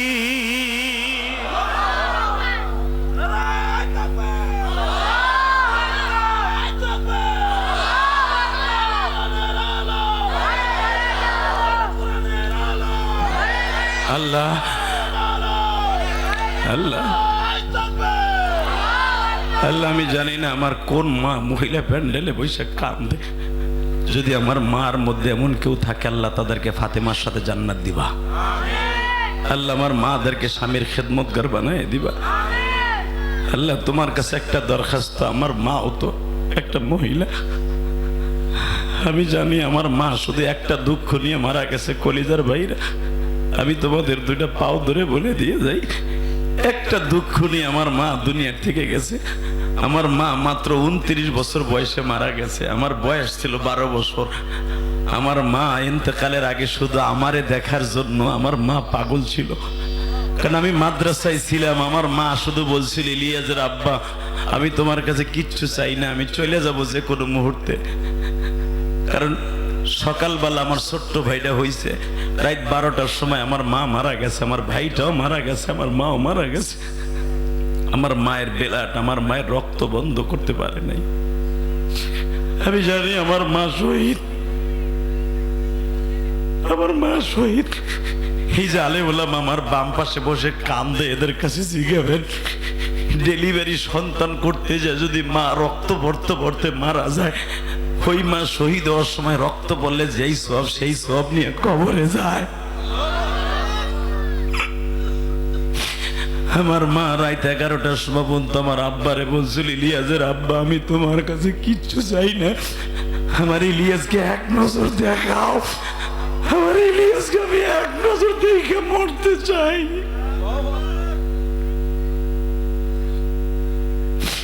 আমার আব্বা গত কয়েকদিন আগে আমারে বলে ইলিয়াস তোমার মার কোনো দুঃখ ছিল না বাপ, একটাই দুঃখ আমি কেন তোমারে আনতে গেলাম না।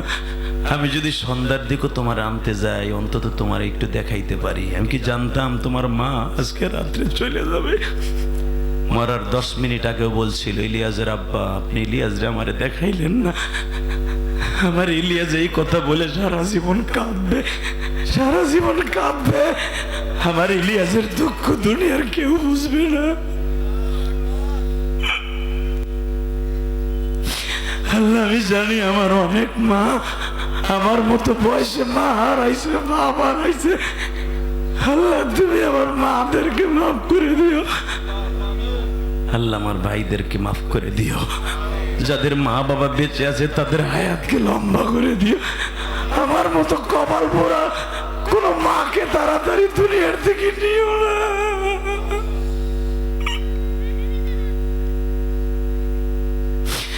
আল্লাহ হুমায়ুন চৌধুরী ভাইয়ের বাবা মাকে মাফ করে দিও, তার শ্বশুর শাশুড়িকে মাফ করে দিও, তার কলিজার টুকরা সন্তানটাকেও কবুল করে নিও।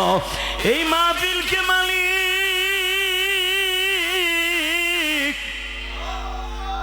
সারা জীবন টিকাই রাখার তৌফিক দিও। জোরে কোন আমিন, আরো জোরে। ভাইজান চোখের পানি দিয়ে রমজানের আগে, রমজান আর মাত্র 23 দিন বাকি আছে। 23 দিন পরে আপনার ঘরের দরজায় রমজান টোকা দিবে আর বলবে আমি এসে গেছি। শাহরুদুল্লাহ, শাহরু রহমা, শাহরু বারাকা। আমি এমন এক রমজান মাস, আমি বরকত দিয়ে ভরা, আমি রহমত দিয়ে ভরা, আমার কাছ থেকে নিয়ে নে, সারা জীবন ভালো থাক। আল্লাহু আকবার জোরে বলতে হবে, আল্লাহু আকবার আরো জোরে বলতে হবে। রোজাটা রাখবেন তো ইনশাল্লাহ? 30টা তারাবি পড়বেন তো? মা বাবার খেদমত করবেন তো? ওই যুবকের রোজা নামাজ আসমানে যাবে না যেই যুবকের রোজা নামাজের আগে মা বাবার বর্দ অ্যাকাউন্টে থাকবে। মাঝে মাঝে মা বাবার কাছে দোয়া চেয়ে নিও ইনশাআল্লাহ। মা বাবার কাছে বুকের মধ্যে নিয়ে কপালে চুমা দিয়ে বলবা, মা তুমি আমার মাফ না করলে বলে আমার রোজা নামাজ কবুল হইব না।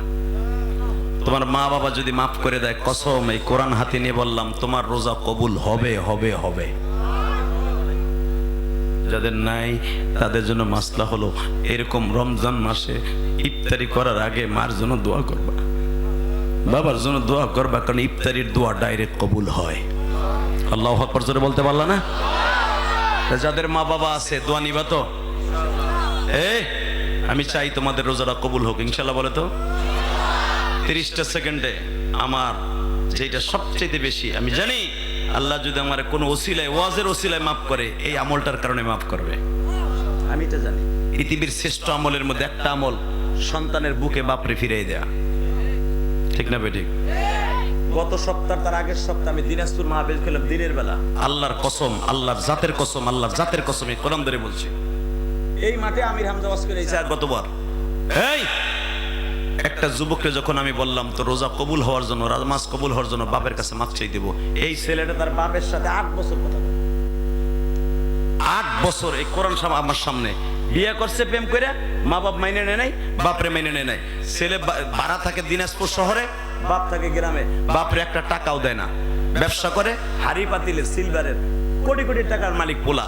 দুই বাপ বেটা বইছে ওয়াজের মাঝখানে, যখন দেখতেছে আমার ডাইনে বামে শত শত যুবক তার বাপরে বুকে নিয়ে কান্দে, ওই যুবক আর সহ্য থাকতে পারে না। বিশ্বাস করে আল্লাহর কসম, আল্লাহর জাতের কসম, একটা দৌড় দিয়েছে এই পোলা, প্রিন্সের মতো চেহারা, একটা দৌড় দিয়ে যে বাপরে এইভাবে খাড়া করছে, ওইখানে দাঁড়াই দাঁড়াই চিল্লাই চিল্লাই বলতেছে, হুজুর আমি আমার বাপের সাথে 8 বছর কথা কই না।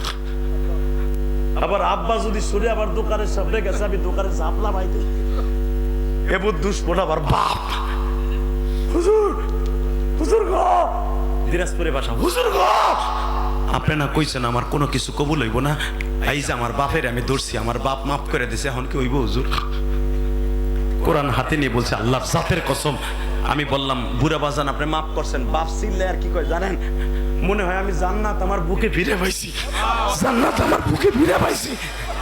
8টা বছর আবার কলজাটা ছিদ্র হয়ে গেছে, আবার এই পোলাটা আবার 2 আর এক ভর্তি হয়। হুজুর আমার একমাত্র ছেলে, 6টা ভাই, একটা পোলা, আমি পোলার ডাক শুনি না, আমার বুকটা জাজরা হয়ে গেছে। আমি আমার পোলারে ফিরে পাইছি, আমি কিচ্ছু চাই না। আল্লাহর কসম এই পোলার লাভ দিয়ে 50,000 টাকা দান করছে এই মাদ্রাসায়, এবং বলছে আমি যতদিন বাঁচবো আমার আব্বার কমান ছাড়া আমি বাহিরেও যাব না।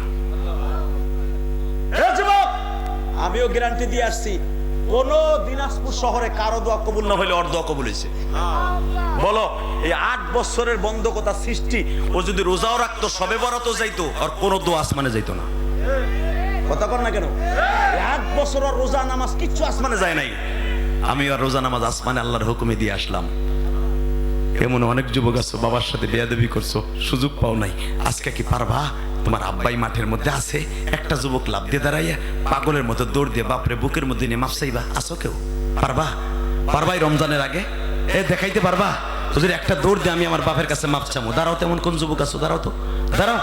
আমার প্রতিদিন একটা আমল দেখাই দেই। বলো তো তোমার বাপ নাই? কোন যুবকের বাপ এই মাঠে নাই? যুবক, কোন যুবকের বাপ এই মাঠে নাই? নাই তোমার আব্বাই মাঠে নাই? তোমার বাপ এই মাঠে নাই? সব যুবক কি সিঙ্গেল আইছো? বাপ সাথে আসে নাই? যাইবো না? ওই দেখ আল্লাহর পাগল একটা দাঁড়ায় গেছে, দাঁড়ায়, দাঁড়া, ধর বাপরে, ধর, চিল্লা, যা চিল্লানি দে, যা চিল্লানি দে, দে বাপ বাপরে বুকি নিয়ে চিল্লানি দে, দে জোরে কান্দে দে যুবক, কান্দে দে। আর কোনো যুবক নাই, আর কোনো যুবক নাই বাবার কাছে মাপ চাবি? আর কোনো যুবক নাই? কপাল পরা দেখ, তোর সাথে ক্রেডিটর কম না, ও কত সুন্দর ছেলে, ওর বাপরে বুকি নিয়ে কান্দে। এই যে দেখো চেয়ারে বসা কত যুবকের মধ্যে এই যুবকটাও বাবারে বুকে নিয়ে কান্দে গো। আরে যুবক, তুই পিছনের থেকে মালিক রে দেখা। যুবক, দৌড় দিবি না? দৌড় দিবি না আজকে? দৌড় দিবি না যুবক? দৌড় দিবি না? 7ই ফেব্রুয়ারি, 7ই ফেব্রুয়ারি গভীর রাত্রে দে, দৌড় দে। আপনার বাপারে বুকে নিয়ে কান। 7ই ফেব্রুয়ারি এই নবাবগঞ্জ, ঢাকা নবাবগঞ্জে বাপরে বুকে নিয়ে কানতে থাক। আর কোন যুবক নাই বাপরে বুকে নিয়ে কানবি? মহিলা প্যান্ডেলে হাজার হাজার মহিলা নাই, মারে বুকে নিয়ে কানবা।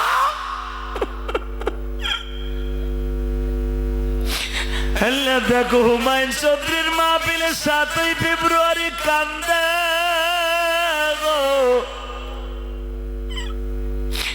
আমার মতো কার জানো মা নাই গো। আজকের মাহফিলের পরিচালক আবুল কালাম কান্দে, আবিনুর ভাই চিল্লায় চিল্লায় কান্দে, মালিক আলেম ওলামা কান্দে, আবুল কালাম ভাই বিশেষ অতিথি কান্দে। বিবিটা নাই গো মালিক, স্বামীর দোয়ার খাতিরে যদি কাউরে মাফ করো, তার দোয়ার খাতির তার বিবিরে মাফ কইরা দাও। নিজের হাতে বান্দা তুমি বানায়, কোনদিন মাফ না করে সাইরো না। বসো বসো। আল্লাহ দেখো অনেকেই কাঁদতেছে, আল্লাহ বইয়া আল্লাহ দেখো কেমনে কান্দে। অনেক যুবকের বাবা নাই, এরা কি করবে? এরা বাবার কবরের কাছে যদি কখনো তওবা করে ডাক দেয়, তার বাবাকে মাফ করে দিও, তার মাকে মাফ করে দিও। আল্লাহ আলেমুল আমার চোখের পানির খাতিরে হুমায়ুন চৌধুরী আব্বা আম্মা তো নাই না, আল্লাহ তার বাবা মায়ের কবরটা জান্নাতের বাগান বানাই দিও। হুমায়ুন চৌধুরীর শ্বশুর শাশুড়ি কবরটা জান্নাতের বাগান বানাই দিও। আল্লাহ দেখো আমার বাজানরা রুমাইলটা মুখের মধ্যে দিয়ে কান্না চেপে রাখতে পারতেছে না। আল্লাহ আমার বাজানদের চোখের পানি তোমার ভাল লাগে না? আমার মারা কান্তাছে। আল্লাহ আমার কোন মা জানি একদিন রঙিন শাড়ি পরে স্বামীর ঘরে ঢুকছিল, আব্বা আগায় দিছিল, আজকে আব্বাও নাই, সেই বড় ভাইটাও নাই, যে ভাইটা বলছিল আমার স্বামীরে আমার বোনটারে দেখে রাখো। আল্লাহ আমার মাদেরকে মাফ করে দাও।